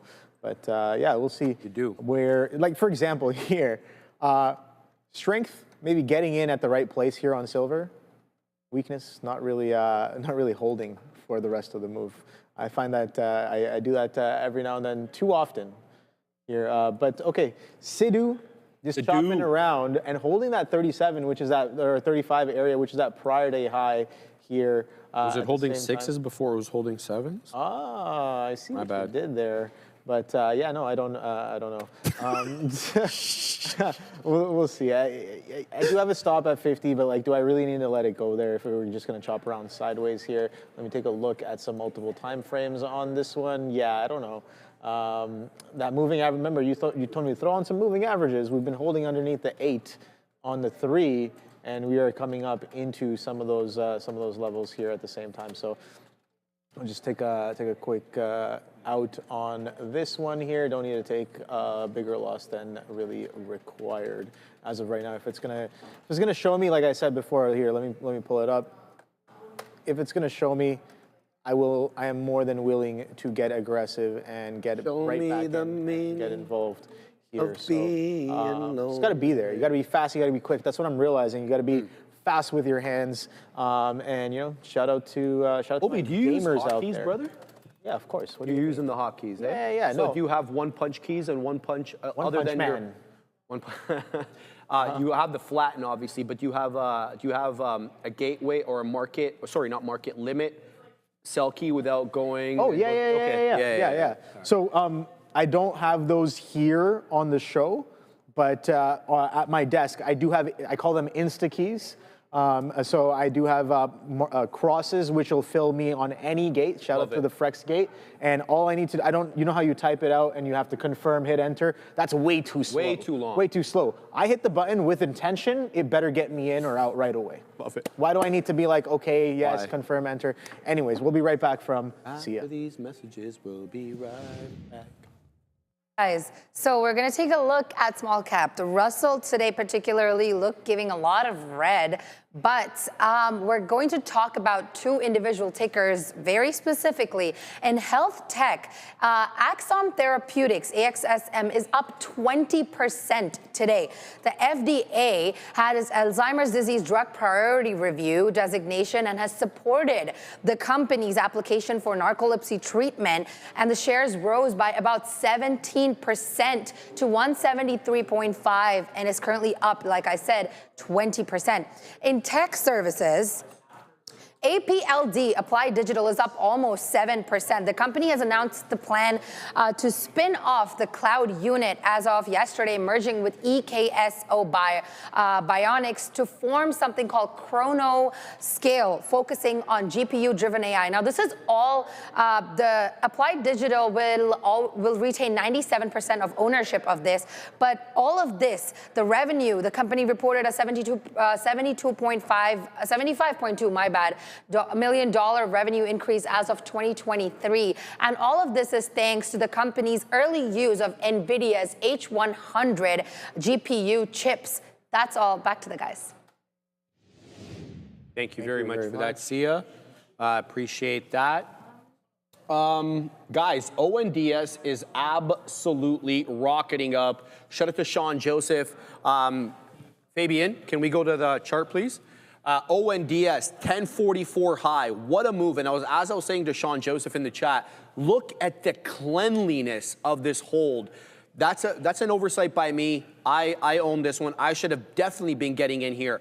It was a move into the volume weighted average price. I think 2 pennies above VWAP. 80s was VWAP. This bottomed out at 83, 3 pennies. But the beautiful thing was, it was a doji candle, AKA a candle of indecision, or a reversal candle, preceded by what? A monster green candle that takes out the 20, takes out the 10, takes out prior bar high, prior bar high, prior bar high, and now it's into the high of the day. Look at that buy program, and these candles on the 5-minute chart. They have 1.4 million shares of volume, 1.7, 3.2, and this one's got 2.4 and it hasn't closed yet. So the volume absolutely is there on ONDS. What a rocket ship, a clean move. It's only up 15 and change, but that is a very, very clean move. And it didn't even give you grief at that 10 1/4. I would have pegged 10 1/4 to be an area of resistance, given that we couldn't breach it over here, multiple times 10 1/4 rejected, but it ended up blowing through. It doesn't even matter. So fantastic look there on ONDS. I'm going to be certainly looking out for that. While Neil was dropping his lesson of the day, I got back into INBS. And we did quite well on this one. We got in at 8.99, and I took it, 8.90, excuse me. It was actually 8.80, 8. And then I took it out at 9.37. So we rode trend again on this one. And I don't think INBS is done, quite frankly. Sure, it's off the high. Sure, it's below 9. But it's still in that consolidative section. It hasn't given up the ghost. So INBS in focus for me. But as you can see there on the position board, I'm back into Donald John Trump. It keeps dilly-dallying here. A little at 40, a little at 50. It's above VWAP, and it has a 1380 high. I'm going to give this one the old college try and see what this one does. But your boy SIDU is back. It breached the 10. It breached the 20. It even breached that 340 area, which we were talking about as a resistance area, and then started talking about as support. It breached. It breached multiple times, but there it goes, back up into the mid-50s. It's a 70 high, so the DO could be back in play here. Keep your eye on it. Trade it carefully, of course, but I'm keeping my eye on that. Shout out to Machiavelli. Roland Joe, Sharif. Did you see the game yesterday? Did I see the game yesterday, man? I didn't go to the gym for the dang game. Damn. Yeah, bro, I was straight home. And the thing is, too, I couldn't hate Aston Villa more than I do right now. There's reasons.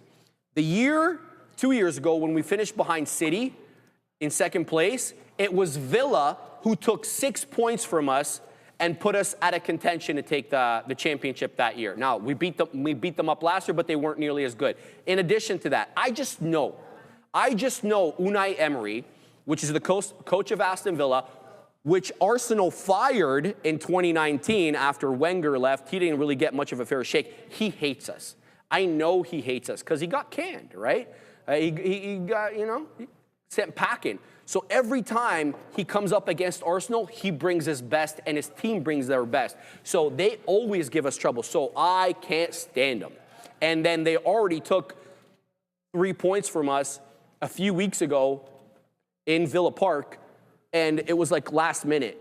And it should have been 1-1. But anyway, so I hate them. So the fact that we beat them up, it was 4-0.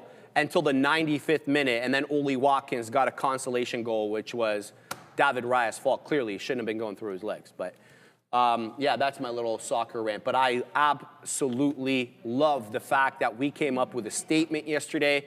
I love how Gabriel scored, albeit off his chest, but it was a goal. And that dude, he is deadly from set plays. Set piece again, set piece again. You have no idea what I'm talking about. Just go along with it. Go along with it. Set piece again. Set piece again. All right, there it is. I was going to ask, what sport is this? Oh, boy. All right, so guys, for too long, trading meant risking your own money or never having enough to start. The fear of losing, that's what kept so many traders on the sidelines. That's changing. Okay. Trade the Pool is transforming how traders access the markets.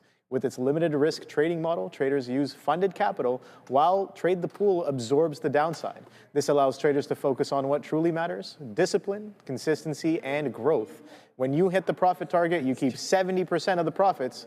No fear, no barriers, just real opportunity. This is the revolution of limited risk trading. This is the one. Powered by Trade the Pool. Visit tradethepool.com or scan the QR code now to get 10% off your first eval.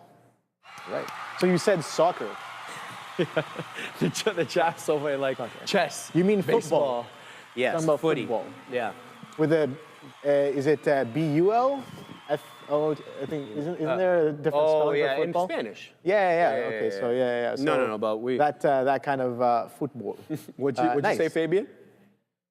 It's so funny, bro. Nice. Yeah, but like when I lived in England for a couple of years, right? And like if you said soccer there, they didn't like it. Oh yeah. They didn't like it at all. Oh yeah. Some Came back home. some of those pub fights must have been amazing there as well. I hate Aston Villa.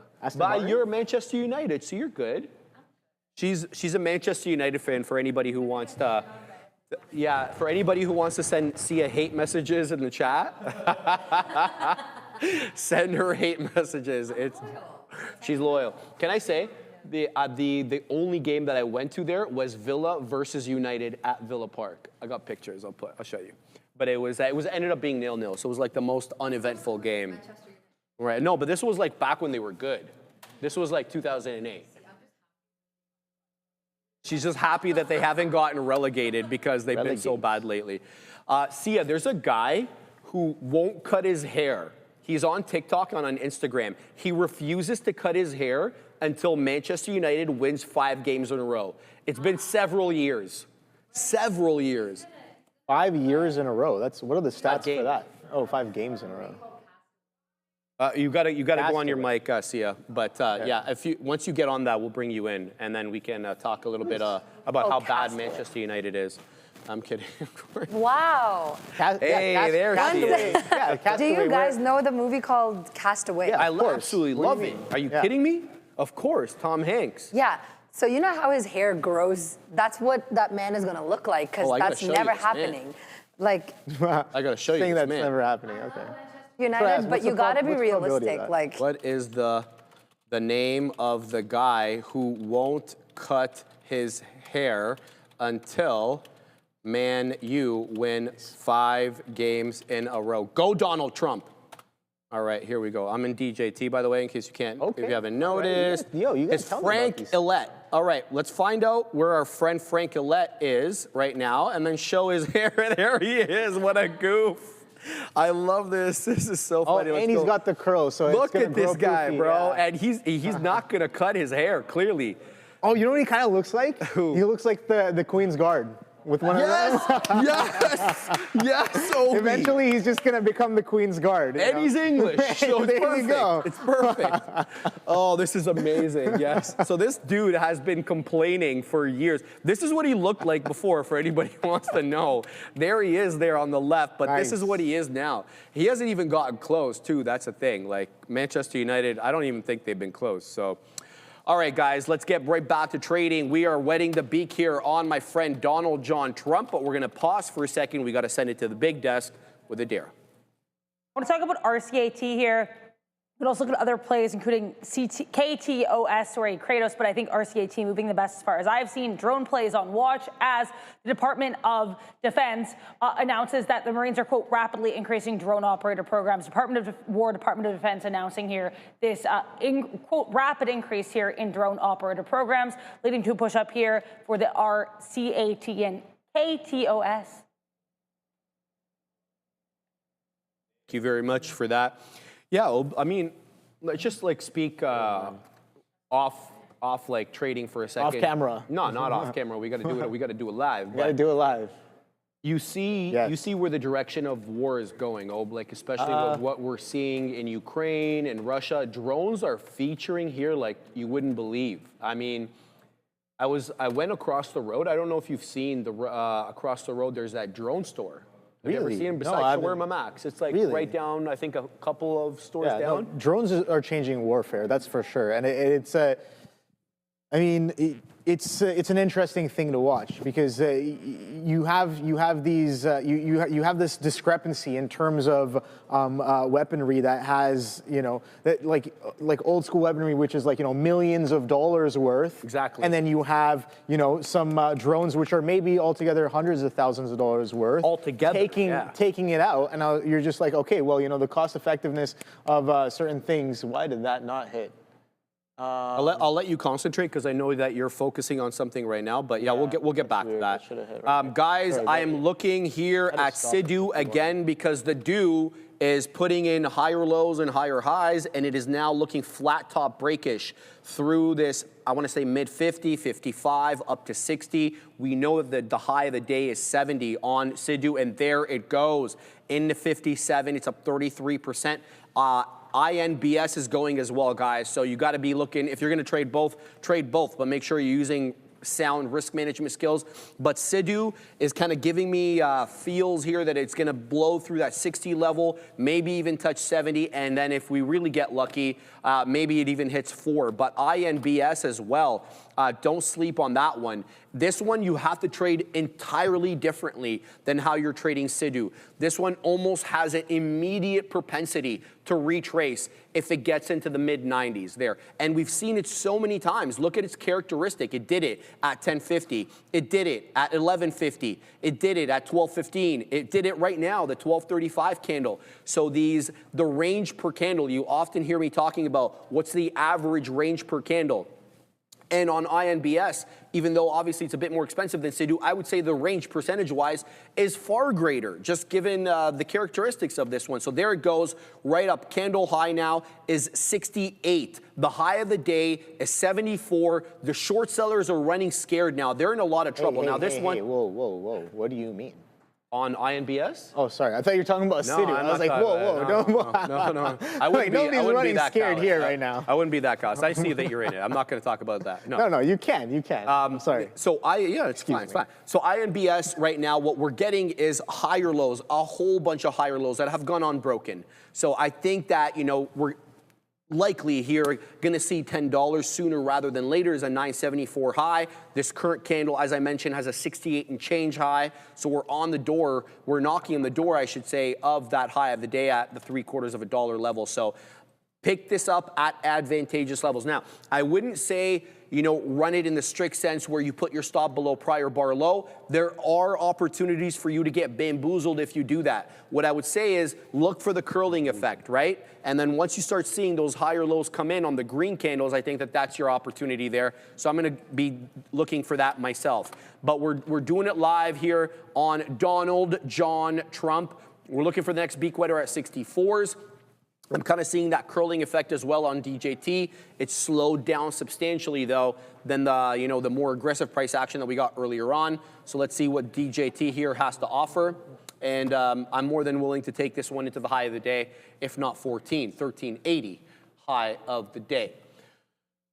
Casey says I'm done with SIDU and INDS. I think she means INBS, but I know you're doing it live there, Casey, so lock in those profits. Good on you. And Case, I hope you have a fantastic new year. I don't know what you're up to today, but KC526, the OG small cap trader in the chat. She's not the only one. There's Tisha Perkins. We still haven't seen Tisha in a while, though. There's others as well. Of course, the OG Bovin. There's Machiavelli. There's Yannick. There's a bunch of names in the chat that are trading small caps every day. Get to know them if you're interested in trading these small cap gappers.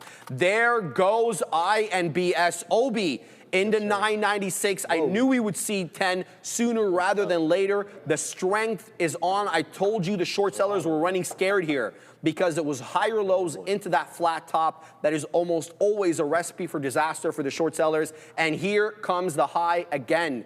Into the 80s we go. Look for a big drop now. We've seen this before though. This makes a new area high and then boom, all the way down. But that's just going to give you another opportunity to load it up through that break of 10. There goes 10. 10-10 high now on INBS. Keep going, baby. Let's go. Let's take this out. Oh, nice, good stuff there, man. Yeah, I gotta get involved in some of those ones because like that's moving dollars. That's what I like to see. SIDU here is moving, you know, a dime at a time. But it's okay. I like my dimes there as well. So let's see. NVIDIA kind of just chopping around at what? What? Okay. Yeah, that was no innuendo there. Maybe I was just, you know, imagining that there was an innuendo there. Okay. My bad. 189 is holding here on NVIDIA as well.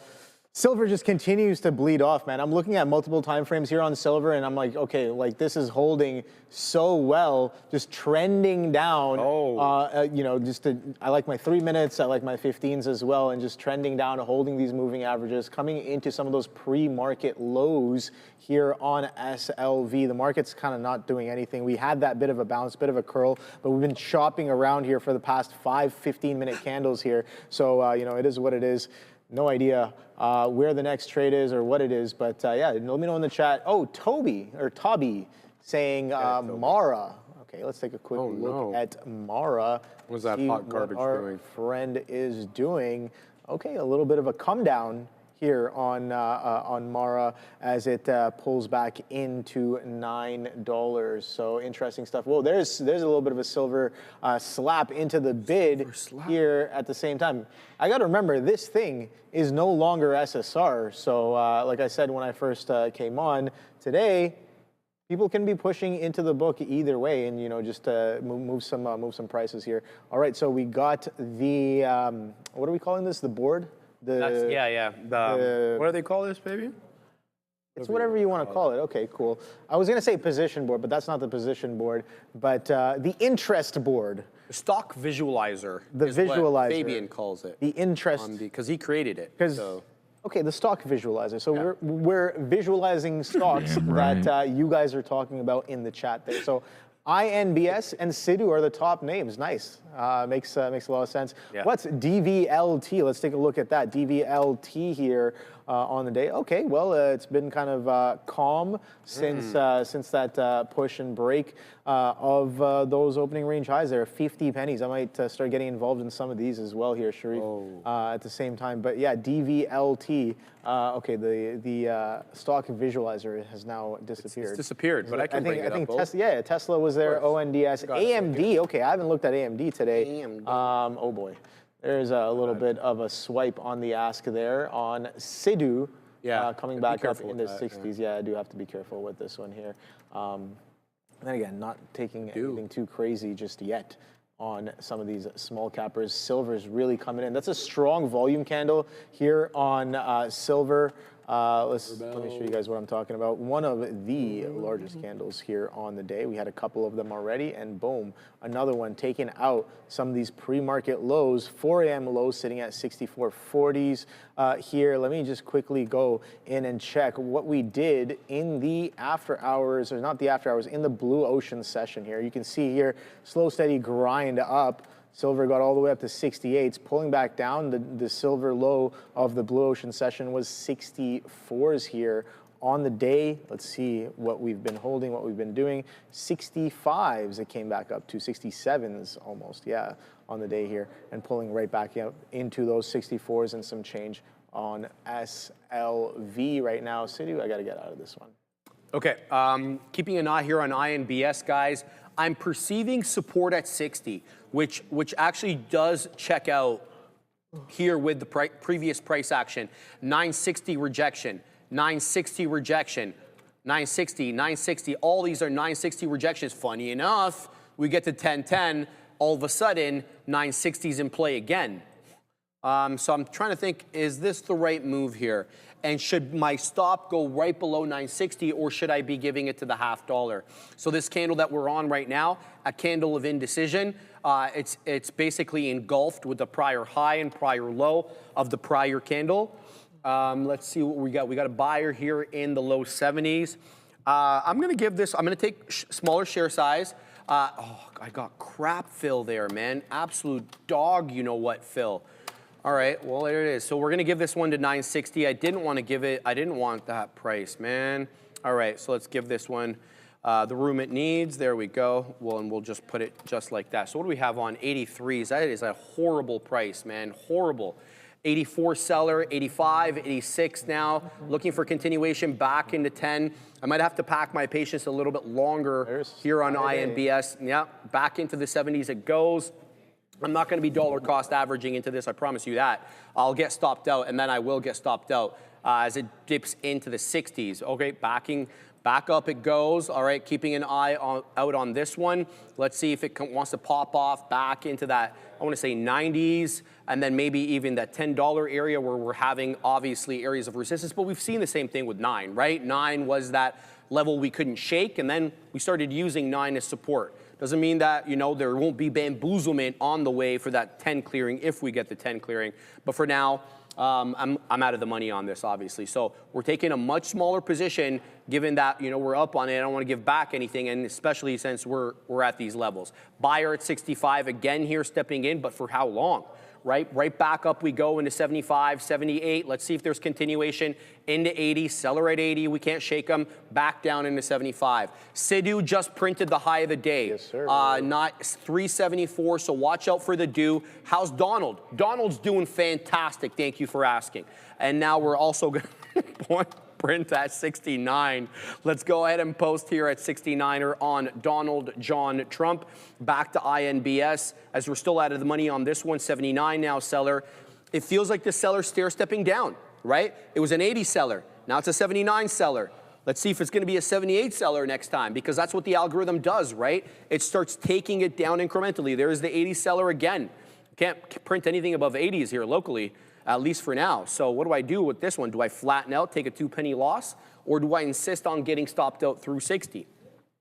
The good news is I've given myself room, or a breathing room, given the price. There it goes into 85. Let's see. Can we continue? 86, again, rejecting in the high 80s. No continuation into the 90s. We'll have to pack the patience here. I don't want to take this out too quickly in case it does go above 10. And there it is. Price spike up. Takes a whole bunch of my orders. Now we're waiting a little bit north of 10, but there's a seller at 10 here. There it goes, but we don't get to print above 10. Hold on, we're printing. All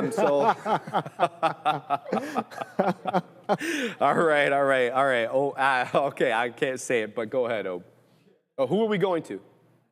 Adair. My mistake. All right, go ahead, Adair. Let's talk here about Beta Pro by Global X Canada, because I have some exciting news out of Canada for the sophisticated traders on this here stream. Beta Pro by Global X Canada, which happens to be Canada's the largest provider of leveraged, inverse, and inverse leverage ETFs.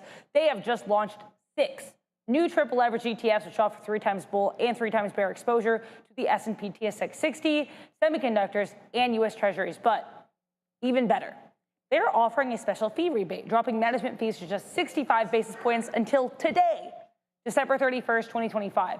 Plus, the U.S.-focused strategies use currency hedging, which offers the potential for pure performance and exposure. So if you are a tactical, sophisticated trader who's looking to amplify your performance, make sure to check out betapro.ca/3xdaily to learn more. Back to you. Thank you very much for that. All right, yeah, I hear everybody yelling about the DEW. The DEW is going, and it is still hanging out at 69, despite the fact it's got a 74 high. So keep your eye on SIDU. It's up a nice 38 percentage points in the Ville of Green. How are we doing here on Donald John Trump? We're still showing 64s. Current bar high, 65. My next profit taker, pardon me, is 69er. We're going to keep an eye out on that. I also want to get involved here possibly with a couple of names that I did mention ever so briefly in the beginning, but said very little about since. NUAI, great looking hold here, great looking chart, and a clean hold, I should say, of the volume weighted average price, 285 high, seems to be riding that higher low trend despite that 285 not getting tested on that last price ascent. ONDS coming into that $10 area again after putting in, yes, another high. And now this area, another higher low. Pardon me. So ONDS could be the gift here. Now, if I was to enter here, I would do as follows. Prior bar low takes us into 10.09. Current price action, 15. You give it to prior bar low. You get stopped out, you're out of the money 16 pennies. Not bad, especially since you have an opportunity to ride this into the $0.50, if not more, because that is the high of the day. And it's, still continuing to put in those higher highs and higher lows.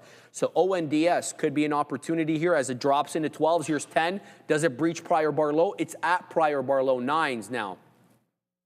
9, so we're still holding 9. No, it's breaching, isn't it? Did it go to 8s? Yeah, this did breach.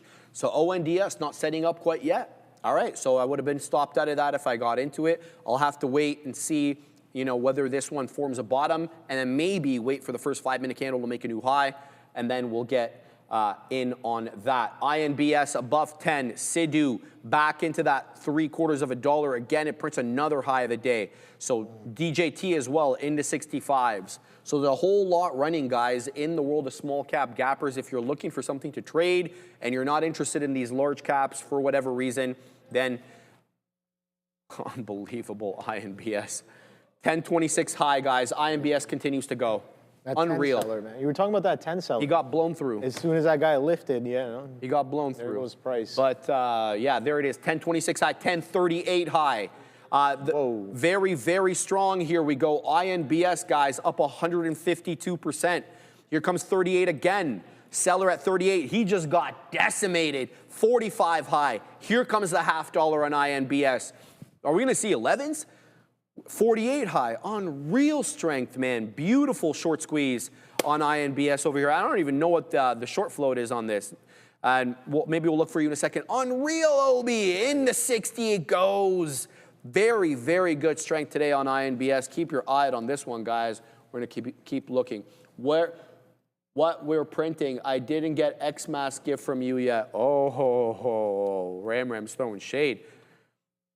Look, Ram, sometimes there's going to be gifts, and then some other times, there's not, right? So don't hate me. All right, 1060 high. All right. Yeah, it's a 10% short float on INBS. 10%. 10%. Yeah. Yeah. I'm willing That's to a bet few. a lot. Wow, look at that. 11's coming in, man. I'm trading the 1108 wrong limit up. stuff here. 1108 limit up. Oh yeah, you have the. Oh yeah, okay, baby. Sick, And we sick, do sick. them. I Nice. do them in red, so I got limit up, limit down. I Beautiful. love this. So, Yeah, and good I've been stuff. yelling about a little bit lower, Fabian, if you can, because yeah, it'll come in there. It'll come in There it is. See where it's Boom. the red rectangle and it says LULD. That will mean limit up, limit down. And that's fantastic if you're a small cap trader, because sometimes you have no idea where the limit is. I'm sitting there doing the math while I'm trying to trade. 1124 limit up now, 1096 high. Oh, wow, 1116. The squeeze is on. Oh, 1124 limit up now with an 1116 high. So INBS, I can't believe I could have had $1 there, man. Should have not been getting out of that. That was a mistake. Paper hands.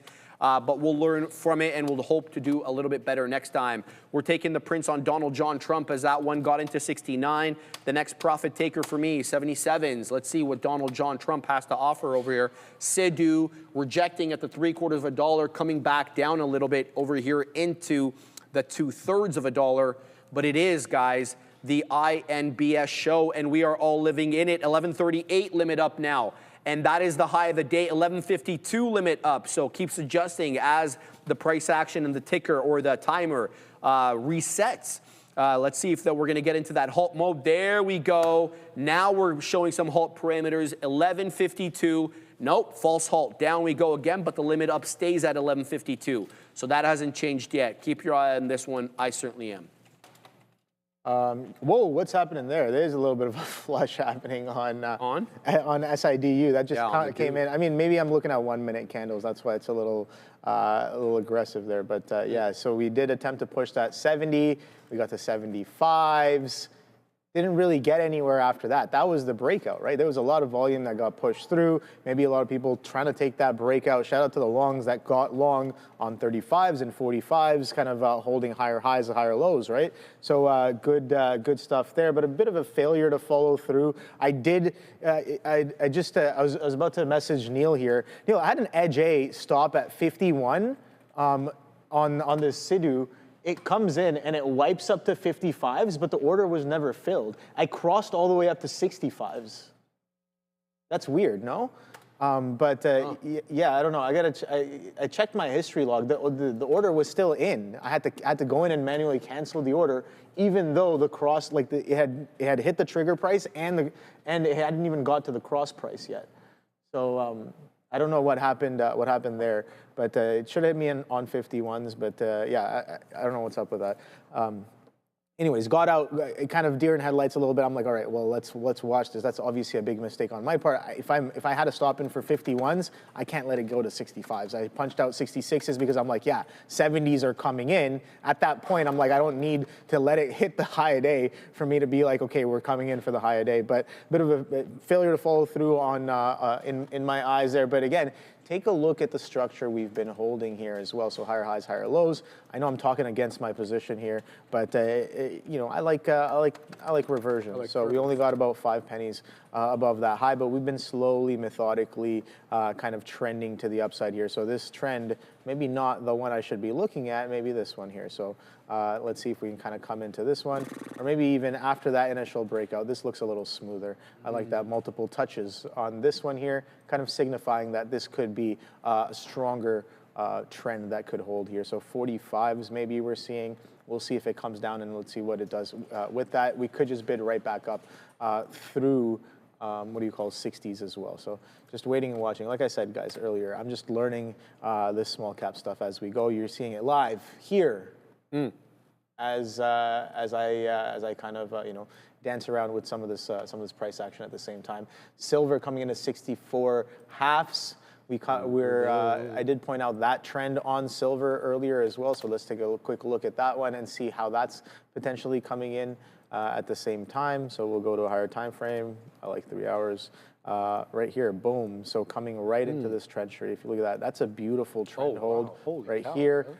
Multiple touches, boom, boom, boom, boom, every time it comes in. But this is the first time we're coming in with a little bit of aggression here. Sure. A bit of a gap down day showing first sign of weakness, and then sold off of 70 once again, and then coming right into this trend. So this trend is coming in right, I guess, you know what, we'll take the low of pre-market. 64.40s. We're currently trading at 64.57s. If this cracks, let's see if we can hold structure lower. This will be a multi-day trend break here.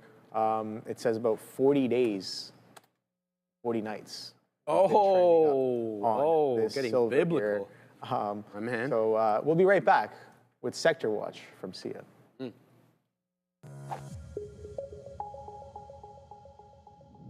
Thank you, guys. We're going to take a look at the market today. I'm seeing a lot of red for sure, but there's nothing major going on. Consumer durables, retail, energy not doing the best as of today. Health tech is also pretty flat. Nike, I would say, as we know it, is trading higher today, almost 5% in consumer non-durables. NVDA up 0.58. That's all. There's nothing major happening on the last trading day of the year. And that's it. Sending it back to the guys. All right. Thank you very much. Yeah. I got into ONDS. It holds the 20. It holds 10. It puts in, I don't want to say it's a doji candle. It's not. It was close to looking like one, but the body's a little bit too big. This is the first 5-minute candle to make a new high, and I'm taking this one long. So we're going to give ONDS the old community college try, and if it loses $10, or sorry, 10.10, pardon me, my stop is below 10.10, which is the area low, I'm out. Simple as that, then I got this one wrong. But we're going to keep an eye here on ONDS for continuation. I know it is 1 o'clock, and there are actually things, a lot of things, in fact, to talk about on the news today, so we'll start that momentarily. I just want to see whether this ONDS is going to stop me out or whether we're going to ride trend here, and then we'll get right down to that. So let's talk about some of these super chats we're getting right now. Papacito is dropping 17.9 shekels. Somebody's got to tell me how to say the cents aspect of shekels. If you could tell me, Papacito, that would be fantastic, so I could stop saying 17.9. He writes as follows. Geez, Louise, he's like his other friend there, Nimrud. Money, money, money, money, money, money, money, money. Made $1,680 today. Realized best day since October was long ONDL and made 10 in-outs of INBS. Thank you, Trader TV, for the year. I owe you a lot. No, we owe you, man, because you watch us, and that is all the gift that we can ask for. Thank you very much, Papacito. I hope you have a fantastic New Year's, brother, and keep killing it. You clearly know what you're doing there, trading the right names, you're making the right money, and I really do appreciate the kind words, and we all do. I'm speaking on behalf of everybody, of course. Justin Spangler, 1945. $5 super chat. Thank you very much. Thoughts on DXYZ, closed-end management investment company. I love it because they hold, obviously, SpaceX. SpaceX is insane. So if anybody doesn't know about that, where you been? So I personally love the company. I'd rather hold SpaceX directly rather than through an investment vehicle. Yeah. That's just my personal preference, but let's take a look at the technicals on DXYZ. And Dr. Shuttle, no comment there from you, my friend. He dropping 3 and then 5. He's dropping 8 in the chat. Thank you very much, Dr. Shuttle. Kind of you as well. Hope you have a fantastic new year. And if you want us to look at anything or comment, just tag OB or I, let us know, and we'll obviously get to it. Here's the daily on DXYZ. Fabian, if we can put this bad boy up there. So let's just throw in the ticker so everybody follow along, DXYZ. I don't like the chart look. The chart look sucks, quite frankly, but you know. So the lower, I feel like the lower highs and the trend, the downtrend kind of got broken a little bit, okay? It is putting in higher lows, and it really had a lot of time finding higher lows since basically, I want to say, the tariff tantrum was the last sustained higher low trend, which broke. It trended from early April until it broke about early June. So a little bit of time there. It's catching a bit of a bid.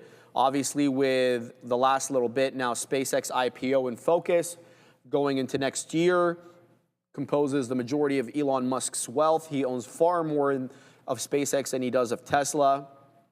$1 trillion being floated as a possible valuation. Nobody really knows, but Yeah, that's why we kind of price spiked up there from the $20 lows into the $42 highs. We were up over 114% within a span of a couple of weeks. We give back a little bit now, holding 30.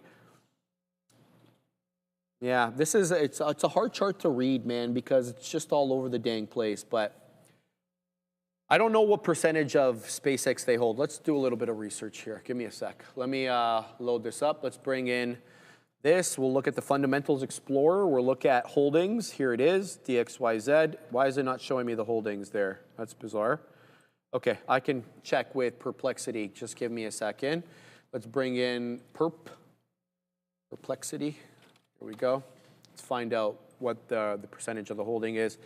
What percentage of DXYZ's holdings is in SpaceX? See what it says.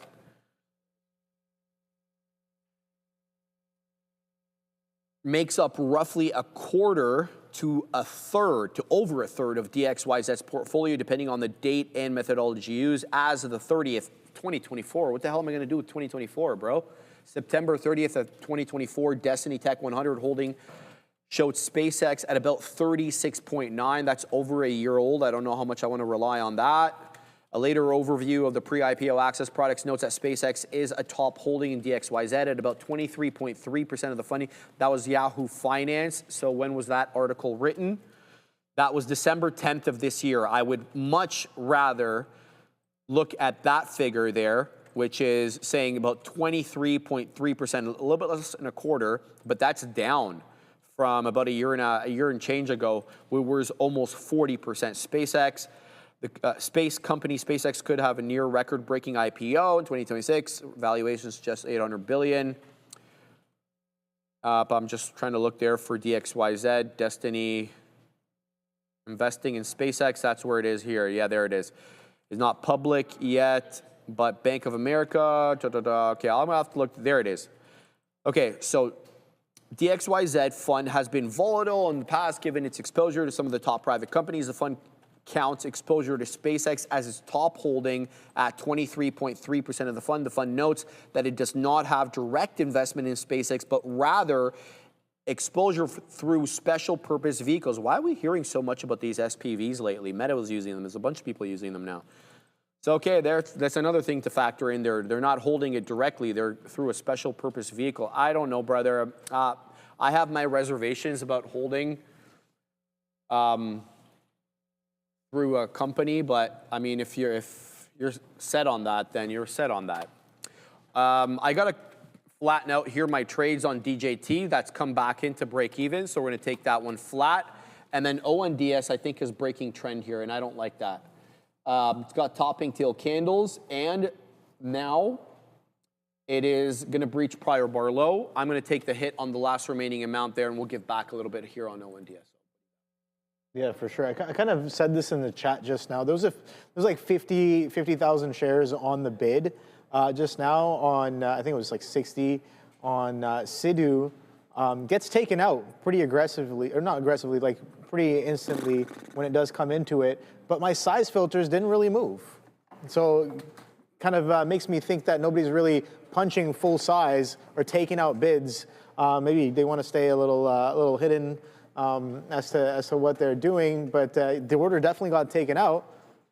Maybe large orders getting broken down into smaller orders. So for example, how you can do that is like I can set a setting, say if I want to if I'm trading, let's say, 10,000 shares at a time, I punch the key to get taken out, it gets sent out not as one single order to take out 10,000, but maybe multiple different orders taking, some of them taking 500, some of them taking 300, boom, boom, boom, boom, boom, boom, boom, decrement, but that whole 10,000 share order kind of goes through. So maybe that's one of the reasoning there. But this is interesting stuff here. Really kind of I guess digesting some of the action that's happening here at the same time. So SIDU, false break of day high. Let's see where that takes us. Markets also taking a little bit of a pullback, but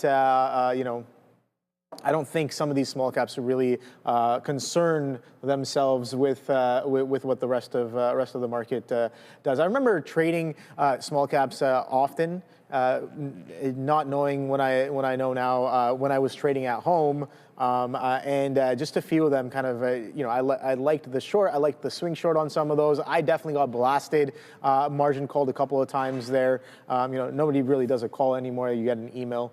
But you know what I mean. And after that, I stopped looking at them. I'm like, okay, I'm just gonna try to do something with the large caps, and that's come along all right. But kind of hopping back into these with a different perspective now is very interesting. It's very, very interesting. Okay, thank you very much for the super chat, Chris Prasad. Have a happy New Year from sunny Florida. Love you guys and gals. We love you too, man. Have a great, happy New Year. Be responsible and have a great time, guys. Let's see what else we got going on here. Man, oh man, saying, whereas before I was making money here and losing it in another stock, now I feel like I am one with the Nasdaq. Evolution, question mark? Yeah, man. There's definitely edge all around. So it's always good to look in different places. The trader's journey, I think, is always trying to refine edge and then look for more, look for other things, because things will work for a little bit, things will stop working for long periods of time. So if you can't just be how do you say a one-trick pony. You got to have multiple tricks down your or up your sleeve. So we kind of talk about arrows and your quiver. You got to have multiple arrows in your quiver for different kinds of things. And I always relate trading back to hunting. Different hunt requires different tools. Ooh. Right? So that's something that you definitely have to build over time. For example, my continuation quiver is not as strong as my reversion quiver. Right? My breakout breakdown quiver is okay at the same time. So different playbooks is what it is. But we are going to see I think for happening now. Money talks. Money. Sorry. That's all right. It's part of happening now. You're not wrong. So Euro and majors are outperforming in 2025, but we're specifically going to talk about the Australian dollar and the New Zealand dollar. The Australian dollar and New Zealand dollar are expected to post solid early year gains. The AUD is on track for its best year since 2020, and New Zealand dollar is breaking a 4-year losing streak. We're also going to take a look at the Japanese yen. The yen is standing out as one of the few major currencies that hasn't meaningfully gained from the US dollar's weakness this year, but it's hovering near 156 to 157 per dollar, and that's all. But before you go anywhere, we have something special for today. It's Adara's birthday tomorrow, and we got her a little something. We got her a little cake, and we wanted to. Well, that's the part of it. It's a surprise, right? And we got her a little cake with I don't know if you guys can see it. It's hard to see. I don't want to tilt it. I don't want to tilt this too much. I don't want to tilt it too much. It's I don't know if this is actually gonna work. Happy birthday, Dara. It's got a nice little card in it. Yeah. Happy birthday, Charlie Munger. I'll put it up on the desk. Yeah. But obviously, as you know, Dara has been an awesome member of the team, and she's like, I don't want anything big, but around here we like to have a little bit of fun. So, happy birthday, Dara! Oh, there's a zoom in. Oh, there's a zoom in. Let's see if I can do this and get it for everybody. There it is. It's just yay!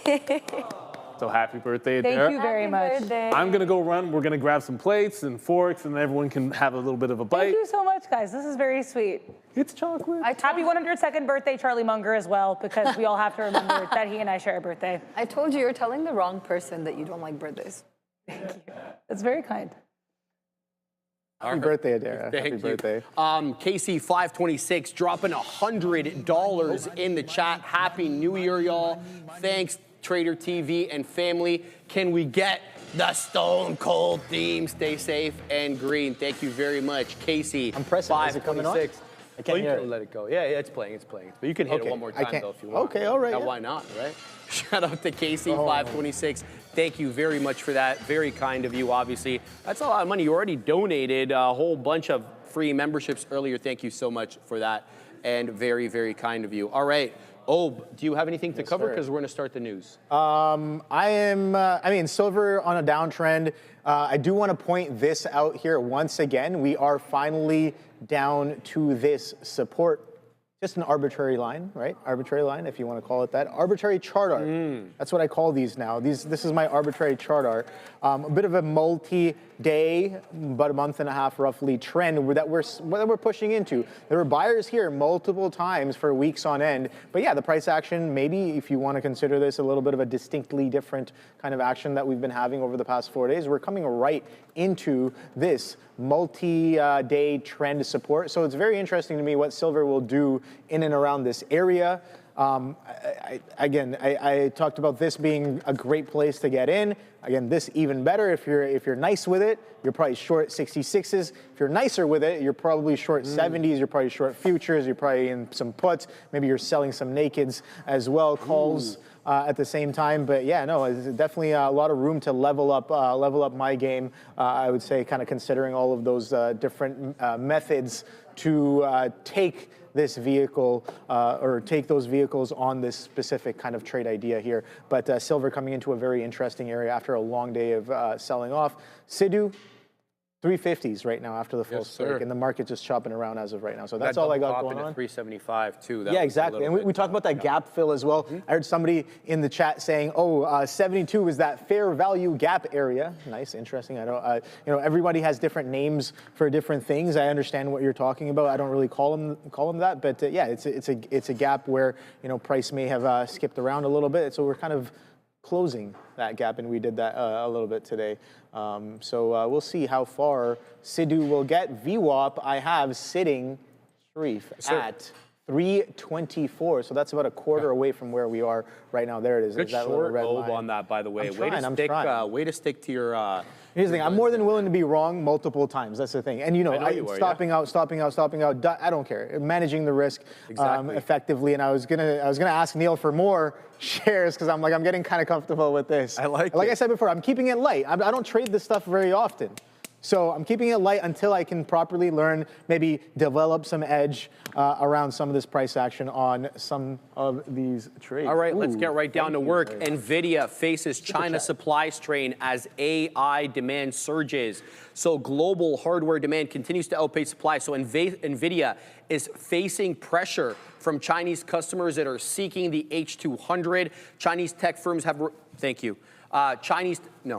Chinese tech firms have reportedly ordered over 2 million H200 chips for 2026, far exceeding the current supply. NVIDIA has pushed Taiwan Semiconductor to accelerate production to meet this demand. So they are putting pressure on Taiwan Semi, but God knows how much pressure Taiwan Semi is already under.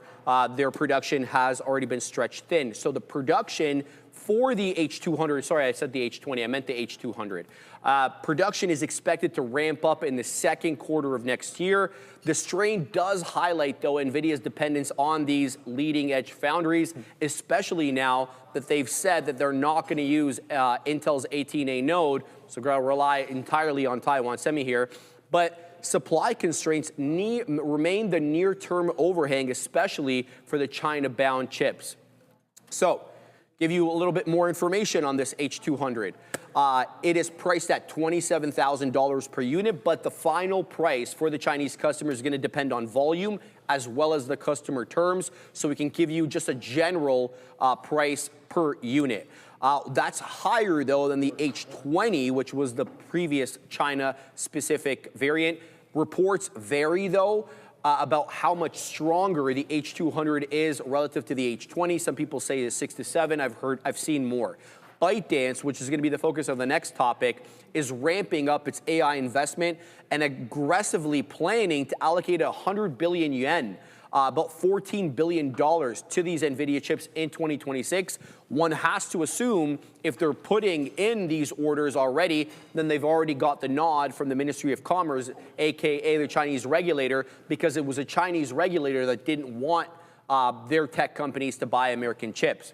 Now, with respect to Wall Street's view on NVIDIA, BofA reiterated their bullish stance, and they said, look, we expect NVIDIA's Blackwell architecture to give about 10 to 15 times the performance jump over the Hopper. So for people who are worried, or, politicians, analysts, whoever, that, the China's getting their hands on a very good chip and that could have some military implications, analysts here say, look, we've still got a 10 to 15 times performance edge over the H200 in Blackwell, so you can make of that what you will.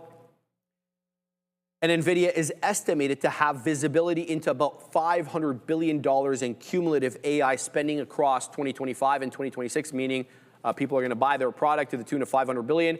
And their gross margins as well continue to stay in that 70% range. We did see it, I think, back in 2023 as high as the low 80s, Obi. So NVIDIA, what is your look?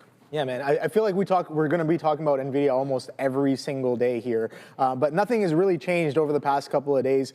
So I can talk about the short-term price action here that happened this morning, which was interesting. I came in and I saw this like steady grinding bid on low volume, and I was just like, all right, that's interesting. And I looked over at Jose, and I was just like, yeah, I kind of want to short this. I want to revert this price action if and when it does come in. And that was absolutely beautiful. We did a little bit of a wick to the lows there. Let's go down to a 1 minute right here. So off of the open, we wick this range to the lows, rip right up, and then can't really get past that 90 halves with any sort of distinction. Lower high here, 90 40s, and then breaking that consolidation. And then we've been holding VWAP for the most part for the rest of the day here. A little consolidation. You can see similar kind of price action here. Again, NVIDIA is the leader of the markets. Similar price action here on the ES and the Nasdaq, where you have that strong flush reverting pretty much all of that bid on the day there. But NVIDIA didn't revert 100% of the bid, right? That was about a 2% pop all the way from the morning to the opening high. We reverted a decent chunk back into some of this sideways action that happened between 7 a.m. to about 8:30 here. So that's interesting. We were holding that as a bit of a double bottom and holding against VWAP. So a little bit of a sandwich here as well. And I think we had a couple of super chats here. So you covered the KC one, and Chris Prasad with the super chat here saying, happy birthday, Adara, from sunny Florida. This one is exclusively for you. Congratulations and best wishes for the future. So thank you very much, Chris, for the kind words and the support for the show, and Happy New Year. Thank you. So other than that, on NVIDIA, man, I don't have anything else to say. Nothing's really changed that much, I would say, even fundamentally from yesterday. So.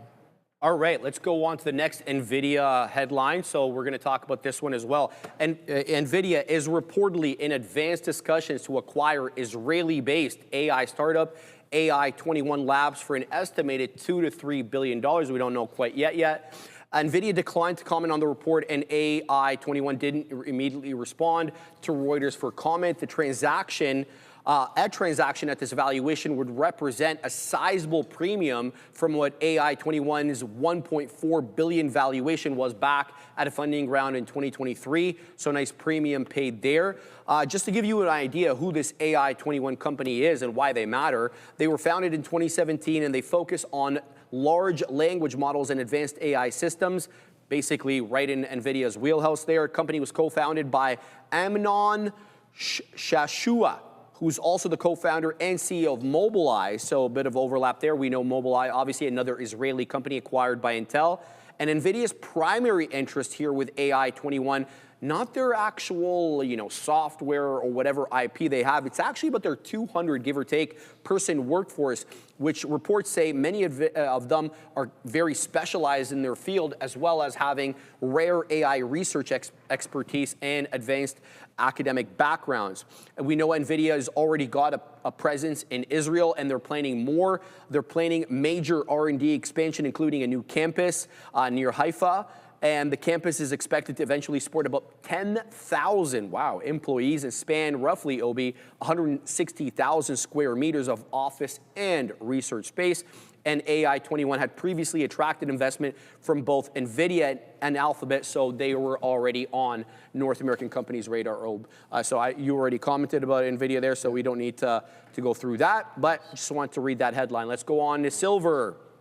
China. Hey, I know that's your wheelhouse, baby. China is set to tighten export controls on silver starting tomorrow, and I think it is technically New Year's already in China because they're 12 block, so it's already in place.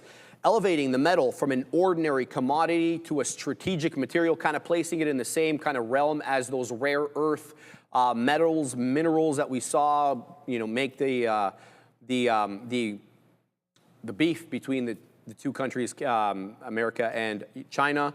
The announcement from China's Commerce Ministry comes alongside new restrictions on tungsten and antimony. China remains one of the world's largest silver producers and exporters, having shipped over 4,600 tons in the first 11 months of this year.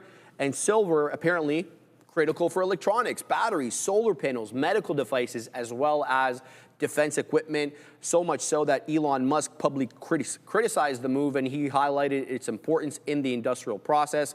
European companies also expected to encounter disruptions, with the majority of EU Chamber of Commerce responding, saying that they already impacted or expect to be affected. I want to get to the margin change in a second here, but apparently even the prospect of tightening controls on silver out of China has led to a distortion in the physical market prices. Buyers are offering $8 to $10 above the spot prices per ounce, of course, for immediate supply. That's how aggressive they are. And a Canadian miner named Kuya Silver confirmed inbound offers from Chinese manufacturers, Chinese trading firms, Indian buyers, and these premiums suggest that the stress in the physical availability is not just speculation in futures trading, but actual reality.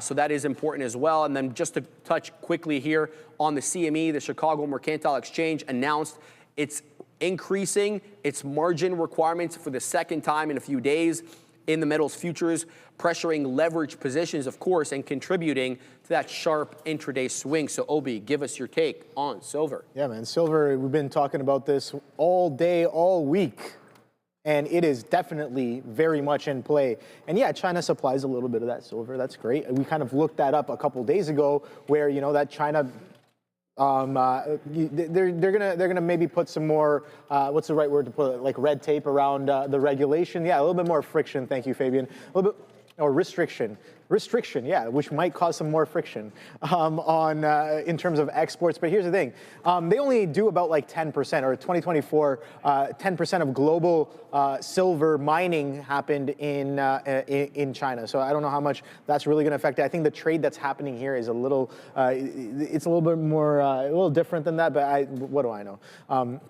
The price action is definitely something that I can talk a little bit more about there. And we keep pointing out, or I keep pointing out, sorry for saying we, but I keep pointing out this multi-day trend on silver. This is an hourly chart right here.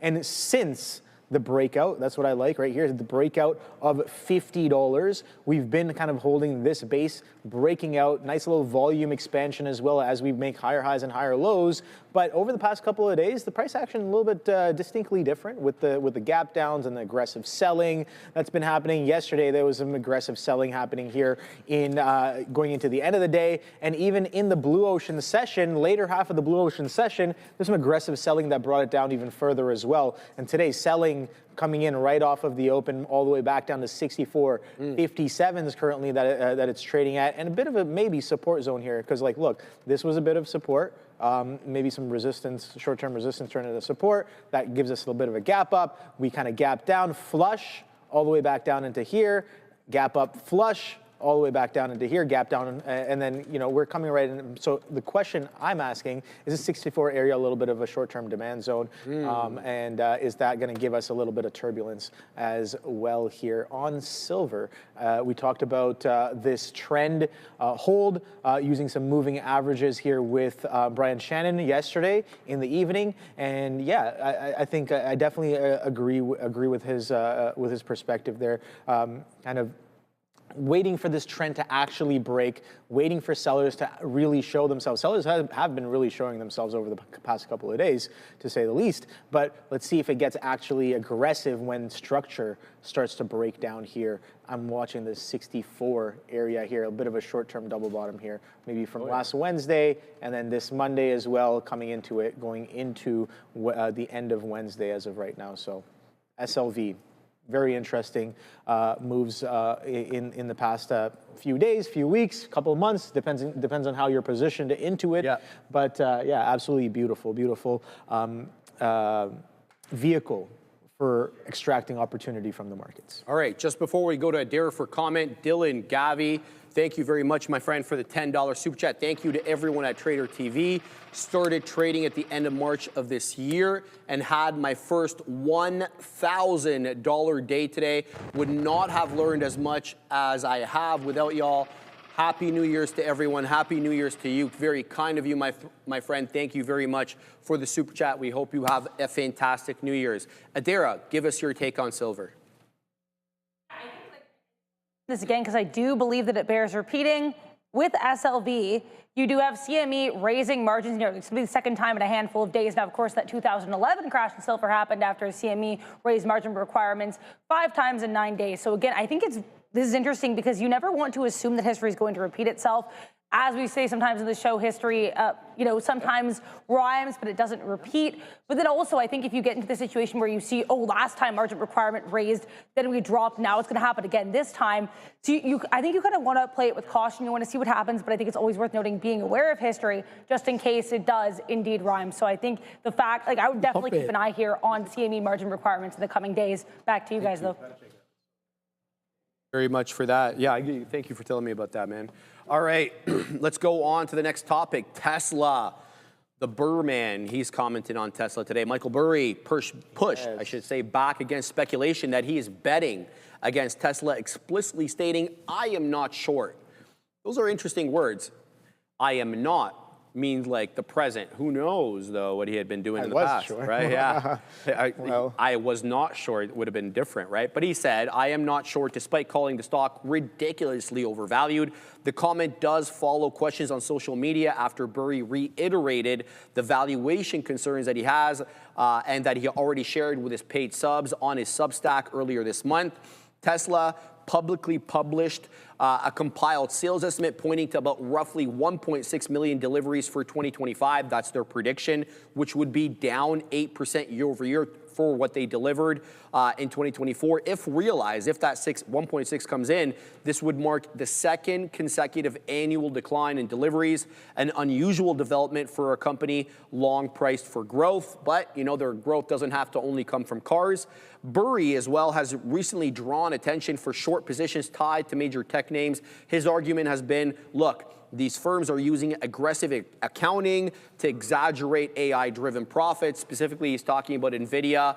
And what he was trying to say was, we're digressing a little bit, but he was trying to say, look, the usability of these chips is like 2-3 years, and these companies are using them for 6. So there was a lot of pushback against that, with industry experts basically showing that CoreWeave's old 6-year-old chips are fully booked like 100% 6 months into the future. So he did have a point there, but when you check it against facts, it may have just been a point, not in reality. Anything you can say there about Tesla? Yeah, man, Tesla, it's interesting. Yeah, Burry did, I did see the Burry tweet, I think it was yesterday or last night or this morning, something like that. But yeah, no, interesting stuff. Funny enough, it's seller dominant since that 500. If you want to call it a failure to follow through, let's just round it up, call it, you know, couldn't get to 500, right? And it had a really nice build up into it too. So when it doesn't get in, maybe, you know, it causes some sell side pressure, and we've seen that happen over the past a couple of weeks here. So that test happened on Monday, December the 22nd, and then this week coming in, the selling continues to happen, and we see that almost every day going into the close. Strong selling, strong selling, strong selling.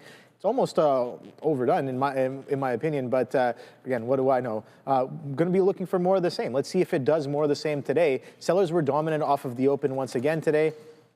And coming into prior day's lows, we've been just chopping around VWAP as well. Got to remember the market. It is a Mag 7 name. The market's not really doing too much either since that morning flush. We've just been chopping around in the same area we're buying. We got that slow, steady grind on low volume across many of the Mag 7 stocks here. So we're just coming into that same zone and just chopping around. So I'm not really expecting too much for it here. But yes, sir. Sharif, take a look at that bottom.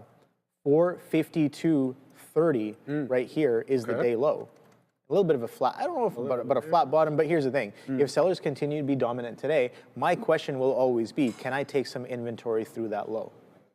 That's all I'm looking at. Yeah, especially because, you know, a lot of people are going to be looking at that low too, so you could ride a bit of a trend there. Good point, Ob. Let's go on to the next story. AWS, Amazon committing $50 billion to government AI and supercompute. Let's talk about this. So AWS has unveiled plans to build a purpose-built AI and high-performance computing infrastructure, specifically, though, for the U.S. federal government for the first time ever. We've been talking about sovereign AI. We've seen the Middle East really push forward with sovereign AI. Nice to see the U.S. pushing forward as well. The initiative includes up to $50 billion in investment. It's going to begin next year, and it's going to focus on secure U.S.-based AI and cloud capacity. Nearly 1.3 gigawatts, according to the reports, of new AI and supercomputing capacity will be added across 3 different segments of AWS. AWS Top Secret, AWS Secret, and AWS Government Cloud Regions. Those are the different segments of AWS that they're going to add new supercomputing and AI capacity. And federal agencies, here's what they're going to get. They're going to gain access to AWS's full AI suite. We're talking about SageMaker, Bedrock, as well as in-house built chips, or in-house design chips, I should say, Trainium, as well as NVIDIA's AI-backed infrastructure as well. So you think that they're probably going to have Blackwell. The third party in-house models are also going to be available. We're talking about Anthropic Claude, Amazon's Nova model, and custom deployed models specifically for the US government. The goal here is to dramatically compress the timelines and enable hours-long AI-driven analysis that previously took weeks or months. And the AI-powered simulation and modeling will allow agencies to process decades of security and satellite data in real time rather than through human processing, as well as automated threat detection and response planning will be enhanced through large-scale pattern recognition across sensors, imagery, historical data sets. So basically, they're taking all the data, the raw data, and putting it into a sort of a Palantir-like AIP system, which gets synthesized. So we're going to pause here for a second. We'll get Obi's take, but we got to send it up to Sia. Nothing too major happening with crypto today at the end of the year, but I have a very interesting BTC story for you guys. So a recently divorced Bitcoin investor lost his entire retirement fund, which was one full Bitcoin, to an AI-powered romance scam orchestrated by a sophisticated criminal. And what this criminal basically, the scammer basically did was he just used AI to create synthetic portraits and conduct real-time deepfake video calls with the man. And this was fully believed by him, obviously. He made the fabricated relationship virtually indistinguishable from reality. Power of AI, guys. And BTC is currently down 0.7%, trading in 87,700 region. That's all, nothing else major for crypto today. Happy New Year. Back to the guys.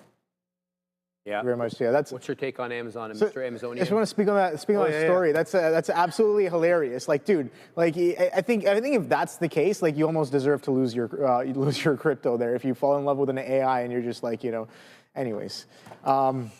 Yep, but what do we we have call been seeing more of this, right? Have you looked at the data usage from Altman? Altman on podcast has openly admitted he is concerned about the relationships that humans are building with AI. And you got to know that he sees the stuff we don't see. Oh, of course. He sees that internal data set of, it's something to be on the lookout for. Oh, for sure, man. Yeah, no, I think it's interesting. It's like we kind of talk about this as well, like all the information that you're giving these AIs, whether it be, a lot of people kind of try to construct, we're just taking it back to stocks, try to construct edge using some of these AIs. Like, how much can you really trust some of these systems, right? We're talking about real stuff here. So anyways. Yeah, it's again, well, it's sad to hear, but funny and weird at the same time. All right, so when it comes to Amazon, I think you want to speak on it again. Same thing I said yesterday. We've been stuck in the range, and what do we do today? Same range right here. A little bit of supply zone in the 232s, a little bit of a bid, a demand zone right here in the low 230. So we've been locked in this like $2-3 roughly range here. We got some strong wicks. I've seen this kind of consolidative action on a higher time frame multiple times now on large caps. So the question becomes like, do you just sit here with an order? Because clearly, when price gets pinged all the way down so aggressively, there's a 15-minute candle, it gets wiped right back up, kind of suggesting maybe a short-term mispricing. Right? There's definitely players that are sitting here and be like, okay, well, yeah, if you're going to slap it down that low, I'm willing to buy it all right back up. Right? So it's just like, okay, cool. We've been stuck in this range, boom, boom, boom, boom. Today, we try to push the range highs, can't really make it, flush right off the open, and we come right into the range lows, and we're getting a bit of reversion back to VWAP off of that area here. So Amazon, nice little consolidation, sideways action on a higher time frame here. New traders, listen up. The first month is absolutely free. That's right, we're waiving the fees so you can trade smarter, not harder. Upgrade to that lead experience, baby, where you can analyze, you can strategize, and then you'll capitalize on their platform that has everything. We're talking infinite data, instant trading. They've got lightning fast market insights and game-changing charts. And you can also predict better. With their backtesting tool, you get reliable, you get real-time data, and you get global markets at the tips of your fingers. It is an all-in-one platform, so don't miss out. Execute your best trades now. If you're ready to elevate your trading, scan that QR code or click the link in the description. All right, Adira, give us your take on Amazon. And we're at the same point that I made earlier today on this story that I think is really key. When you're looking at Trump Truth Social posts, make sure you look at the date of the things he's posting. And I say this because this story on Amazon is from November 24th of 2025. It is over a month old. Now, the reason we're talking about it today, though, and I can say that definitively based on the chart action, is because at 4:18 p.m. yesterday, and you can look at the chart when this was posted, Donald Trump goes on Truth Social and he posts this. He posts a Fox Business article from November 24th of 25. That is the day that this story came out about this story. So I saw a couple X posts running with this as well, talking about, Amazon here with the new story. But if you look at anything they're posting, there's nothing more recent than November 24th of 25. So the point I'm trying to make here is, like, Trump will do this sometimes. He'll go on, he'll share old stories that are not news from like a month ago, and he'll usually do them in rapid succession. He was sharing a whole bunch of other old stories yesterday as well. Another example with a public company that he did this with was NVDA on October 30th, 2025. He shared a story about NVIDIA that was dated October 7th. Just always be careful when you see this stuff. It will quickly disseminate as new news, but there's nothing in this Amazon story, and I repeat, nothing that we didn't already know.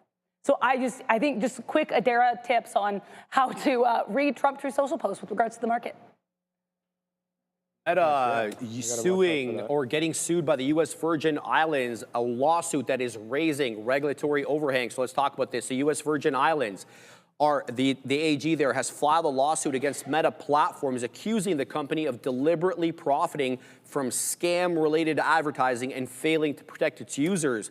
The complaint alleges here that Meta knowingly allows fraud as well as illegal gambling ads, banned product ads to persist, well, because it boosts engagement and it also boosts that revenue top line number. The lawsuit cites a previous Reuters investigation that reported Meta internally projected, didn't release these numbers, but they internally projected that 10% of their 2024 revenue, which is about $16 billion, came from or could have come from scam-related as well as prohibited ads.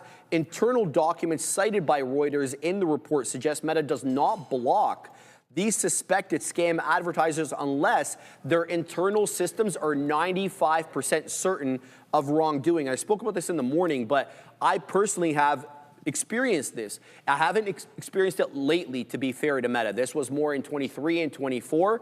On Facebook, I would get ads for guns, which and pistols, which are not allowed here clearly. There was ads for drugs, hard drugs, not marijuana. Bro? I'm not searching anything, bro. Let me You're saying finish. that's Let me forced on finish. you. Let me finish. Sorry. Okay. And you thought maybe, you know, that was just a scam ad. You click through and you could go through the entire process. That was one form of ad. And then there was another form of ad which used very similar keywords. It wouldn't use prohibited words. It would say like, have a great time, or like, or, you know, elevate your mind or something like that. And then you click it and it was drugs. So they're this gray hat, black hat stuff.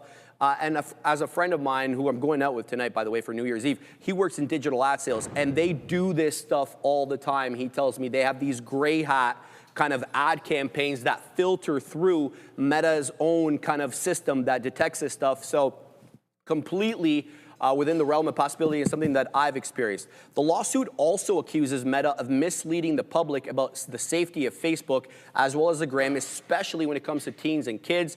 It alleges Meta promotes safety policies publicly and then fails to consistently enforce them internally, something that we've heard from many different people. Meta rejected all these allegations, by the way. So that's their counter here. They claim that calling the claims that it fails to protect users baseless. The company also says it's aggressively fighting these frauds and scams, and noting that user reports of scams have fallen by about 50% over the past 18 months. And they also disputed the accusations related to child safety, stating, look, we're committed to protecting young users across all our platforms, and that's bogus. Whether you believe them or not, that is their response. Obi, what's your take here on Meta? Yeah, so I mean, yeah, I think those accusations on Meta, they've been there for quite a while, right? And it's just like, it's kind of sketchy. Of course, they're going to deny everything, but you know, we don't know what Zucky's really up to. So we'll kind of leave that there. But in terms of the action here, interesting spike here on December 4th. Now, I'm forgetting what the news here was. I think there was definitely some news here on December 4th. But strong range. About TPUs? Yeah. Oh, Google TPU. Yeah, because a large cap association trade there. But yeah, slaps right up from 44s to 86s. I think I remember taking this for a little bit of a reversion, but yeah, a little too far too fast. Comes right in, but guess what, guys? We've been holding this whole range. Let's go to a higher time frame. We've been holding this range for the past, since that happened right here. We're kind of inside that range. Bigger picture, strong flush from prior earnings. We did break that trend. We reverted about 50% of it on that ping of that news, that ping of this area, 680s, kind of sideways action, holding that 640, holding 670s at the highs here on Meta. Even bigger picture, let's just move up. I like to go to the monthly, because take a look at some of the ranges that we're making. The average daily range, the average weekly range has been expanding over the past year or so on this thing, and rightfully so, kind of, I think, because like we're breaking out. Remember, we talk about this being in a textbook reversion here over 21, 22, and 23. Those years, we did a full-on reversal all the way from 100. Nice little bounce off of 100 as well on Meta platforms. And yeah, created a little bit of a platform above that prior high and continued to push higher. And you can see that we're kind of opening up here, even on the monthly. So yeah, interesting stuff happening there, here on Meta. Yeah, higher highs, higher lows after a very strong technical break. So. All right, guys. Thank you, Ben Fish, and your hilarious. Thank you for the $5 super chat. You can't have guns. What's under your shoulders? Oh. All right, my man. All right. I also want to point out INBS is just ripping faces off, Fabian. Into the high of the day goes 12.17. You got another bull flag continuation. First bull flag, you want to say, starts at around 8:30. We consolidate till about 12:30, 12:40. And there's second bull flag. And there's the breakout again above that second bull flag. In the $13 it goes, 12.94. It's up 210%. Keep your eye on this one. INBS is him, and it's continuing to prove that it is him. We're going up to the big desk. Talk here about SMCI getting a little bit of a move here. They're already giving up some of this. Barron's saying that 3 stocks that could benefit from XAI's expansion next year are SMCI, Dell, and NVIDIA. Dell and NVIDIA not moving on this. NVIDIA a bit too large to move in this type of story, but SMCI is moving higher again on watch here. Again, Barron's naming this as one of 3 stocks that could benefit from the XAI expansion. SMCI, if you remember, actually popped a little bit yesterday around this time as well on other reports with regards to its XAI association. Back to you. All right, let's talk a little Microsoft here as SoftBank deepens their OpenAI bet. So SoftBank completed that $41 billion investment into OpenAI, securing an 11% ownership stake. One of the most important, let's be honest about it, AI companies out there, even though, we'll see how they do. They're on probation with me, but the deal ranks amongst the largest private funding rounds in history, and SoftBank's capital deployment came in stages. Didn't come all at once. You got that initial $7.5 billion. That was back in April during the tariff tantrum. Then you got another $11 billion from co-investors in the interim, and then the final $22.5 billion came late December, completing that $41 billion investment. Microsoft, and why they're relevant here, they remain one of OpenAI's most influential backers, having invested $13 billion in the company to date, and they've deeply integrated a lot of OpenAI's products into their own. And now, with a rumored $1 trillion IPO valuation, Microsoft's stake in that IPO could be, if it comes to market at $1 trillion, $270 billion, sizable amount there. In OpenAI, SoftBank's move comes after it fully exited NVIDIA. The position, we reported to you guys on that, with Masayoshi Son saying that he needed the money to deploy elsewhere, not because he was bearish on NVIDIA. Now, that's not the only part of the story. A lot has been made about OpenAI and their insane spending given their revenue. And that's where this part of the story comes in. They are actively, meaning OpenAI, actively exploring advertising models to monetize its massive free user base, which is roughly 900 million weekly active users. That is according to the information. The proposed formats include contextual product recommendations with responses and then delayed ad placement. So that would appear later in the user session. So you go in, you ask chat the question, nothing pops up later on. So it's not intrusive, an ad does pop up. We'll have to see how it works in reality. Only about 5% of those 900 million weekly active users are currently paying. So only about 5% of users currently pay, making advertisement very critical, of course, for revenue generation. And their advertising margins here, now when we gauge how much of the money they could make, analysts feel it could be very similar to Meta's 80 to 85% gross margins, especially if they, or potentially, I should say, generating about $110 billion annually by the end of the decade. That is a prediction, of course. OpenAI's leadership previously described advertising as a last resort, but when you've got, $1 trillion of commitments, your last resort's here. Yeah, no, I think that's a little hefty tag on some of their commitments, and Microsoft. I love to look at long-term charts, and this chart is absolutely beautiful here. And I kind of talk about structure and stepping up, and I keep mentioning this. A lot of these, it's kind of common for a lot of these Mag 7s. They're pushing for that growth.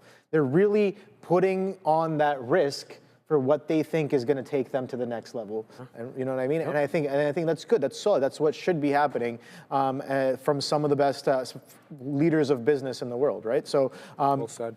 Again, structurally, this looks absolutely beautiful on the monthly. Take a look at how this has been stepping up, Sharif. We had this nice, slow, steady grind all the way up into 2021s, 22s. A little bit of a flush, right? Back in 22, everything. Like, look, this was the COVID drop. That was barely anything. Like, look, what is that? It's a blip. It's a blip on the chart. It's a blip on the chart. 22, yeah, multiple months of pullback, and then we pull right back in, going into 23, stepping up onto prior support. Sorry, prior resistance turns into support right here within 1 month. That's April 1st, and then you gap up right here. I think this was the presidential bid, right? The president said in April, he was just like, hey, bye. this is a great time to buy. And guess That was what? the tariff tantrum. Yeah. And then look, we're pulling Look at that back into gap this up. structure That's as well. a ridiculous gap. Great, man. Absolutely beautiful. And then pulling right back in to this prior structure. So now I'm asking the question, There's support there. do we turn this resistance now into support? We've already seen prior month a little bit of a bounce off of it, or are we going to pull back a little bit lower? I have no idea. But again, market dependent. We'll see how things pan out on this one. Structurally very beautiful on the long term. Great analysis there, Obe. Let's go on to the next story. Warner Brothers Discovery.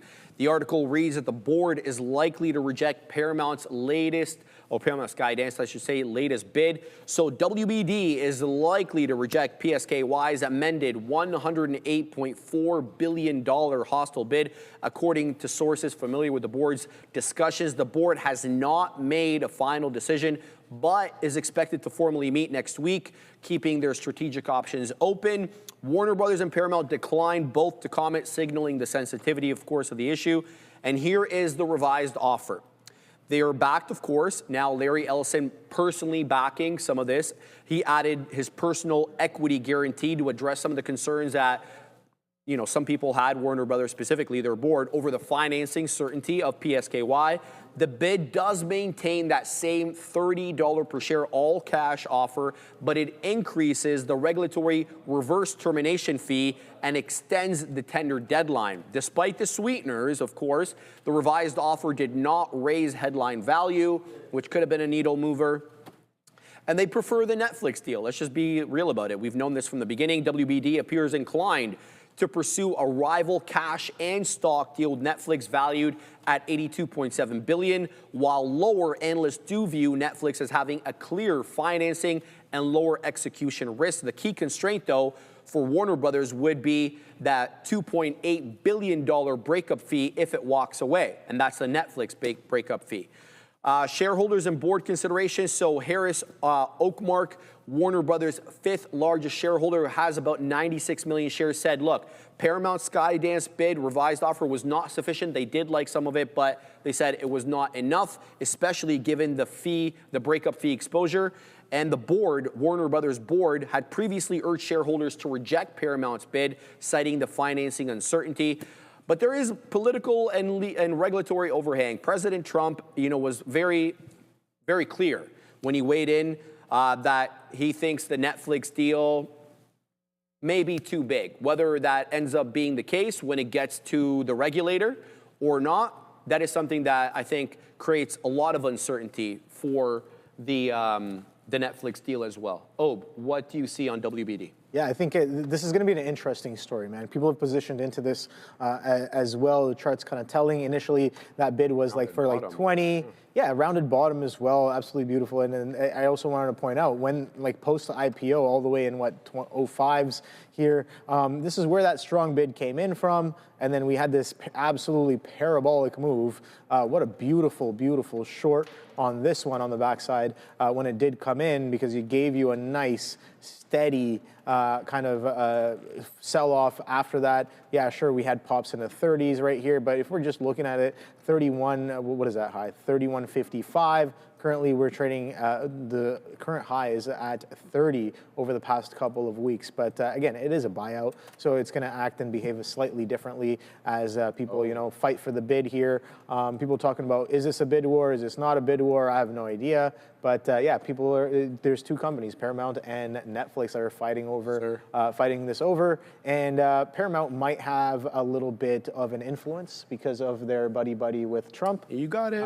But cutting the end of the day, I think the shareholders might have a say, and however direction that pans out, we're going to go there. But yeah, haven't really been involved in this one. But if you're trading buyouts, this one's one that kind of does the Momo buyout play, which is kind of nice here as well. So lots of liquidity to go around, I would say, for this one. I'm curious to know how this will pan out. But yeah, it'll be interesting to see a lot of those WB content on Netflix, right? I think, yeah, I don't want to take sides, but I personally have Netflix, so. All right.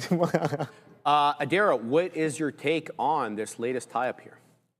Start with going off what Obi said. I will take sides. I don't want Paramount Skydance to have Warner Brothers because the PSKY Paramount Plus user format is so unfriendly. And I know people in the chat agree with me because I've said this before. That is done. That's not what I'm trying to say here. What I want to say here is also kind of related to Obi's point. Will this get approved by regulators, and what are the risks? And I keep bringing up this example because I continue to think it is very relevant, not from a company standpoint, obviously, but from a regulatory standpoint, the Metsera deal. So we've got Pfizer, who we know CEO Albert Bourla is kind of tight with Trump and the administration. And on the other hand, we have a European company, Novo Nordisk. Novo Nordisk outbids Pfizer. Metsera says they want Novo. Then we get the CEO of Novo literally going in the room with Trump and saying, hey, Pfizer, if you want it, pay more. And then we get regulators sending a letter to Novo, hey, this isn't going to go through. And then Metsera has no choice but to go with Pfizer. So with that in mind, OB, all, what I think has to happen here now that we've had multiple rejections of this PSKY deal from Warner Brothers, if, and this is a huge if, obviously we don't know exactly what's in the administration's head, if Trump and Brendan Carr and the FCC, et cetera, if they decide we do not want, Netflix to have Warner Brothers, then I think what they're going to have to do is they're going to have to do something similar to what they did in the Metsera deal, and they're going to have to send Netflix that regulatory letter. I don't even know if they can in that standpoint. I don't know the ethics of that, but I think that's, at this point, the only way to solve this, because Paramount Skydance, it really looks like Warner Brothers does not want this deal. If the $40 billion pot sweetener from Larry Ellison didn't do the trick, I'm not sure what will. Right, thank you very much for that. Let's talk about Disney settling the COPA case over the children's data practices. So, the U.S. Department of Justice accused the Walt Disney Company of collecting personal information from children and serving targeted ads without proper parental notice or consent. The regulators are alleging Disney failed to correctly label certain YouTube content as directed towards children, triggering unlawful data correction. The conduct was found to violate the Children's Online Privacy Protection Act, which strictly limits data collection from users under the age of 13.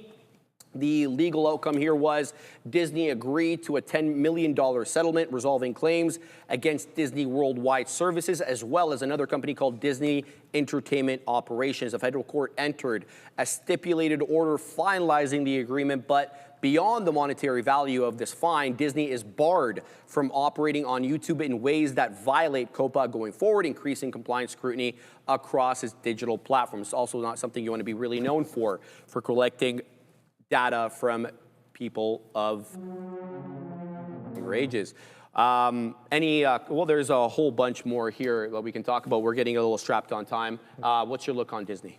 I mean, right away, looking at the weekly, we can see that we've just been in a bit of a chop here. Yeah, multiple weeks of a bit of a bid. Yeah, exactly. Fabian's reminding me that there was a picture of Disney's chart, and it kind of with a faded image of the Disney castle, and it looks exactly kind of like some of this price action here over the past few years. But yeah, a bit of a range, right? We're seeing this since 22, low of 80, high of say 120s here, chop, chop, chop, chop. So yeah, if you're taking this this range trade on a higher time frame, it seems like we're kind of trickling back up towards those 120s. Just taking a look at, let's say, a 30-minute chart, take a look at this consolidation, man.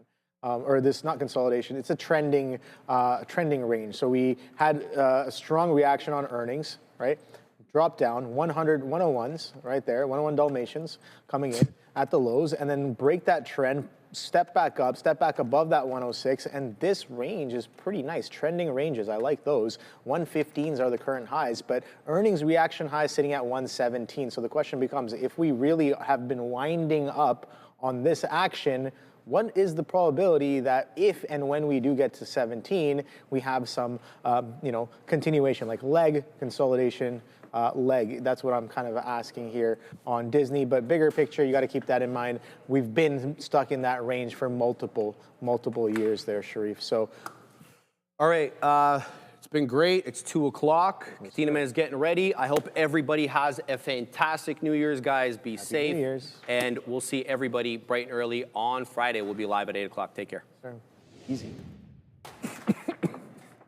Have a good one. Happy New Year. Sorry, guys. I'm literally Welcome to the afternoon show. Watch that throw right over immediately. That was the worst possible timing. I'm like, I was just taking a sip of water. Obi still.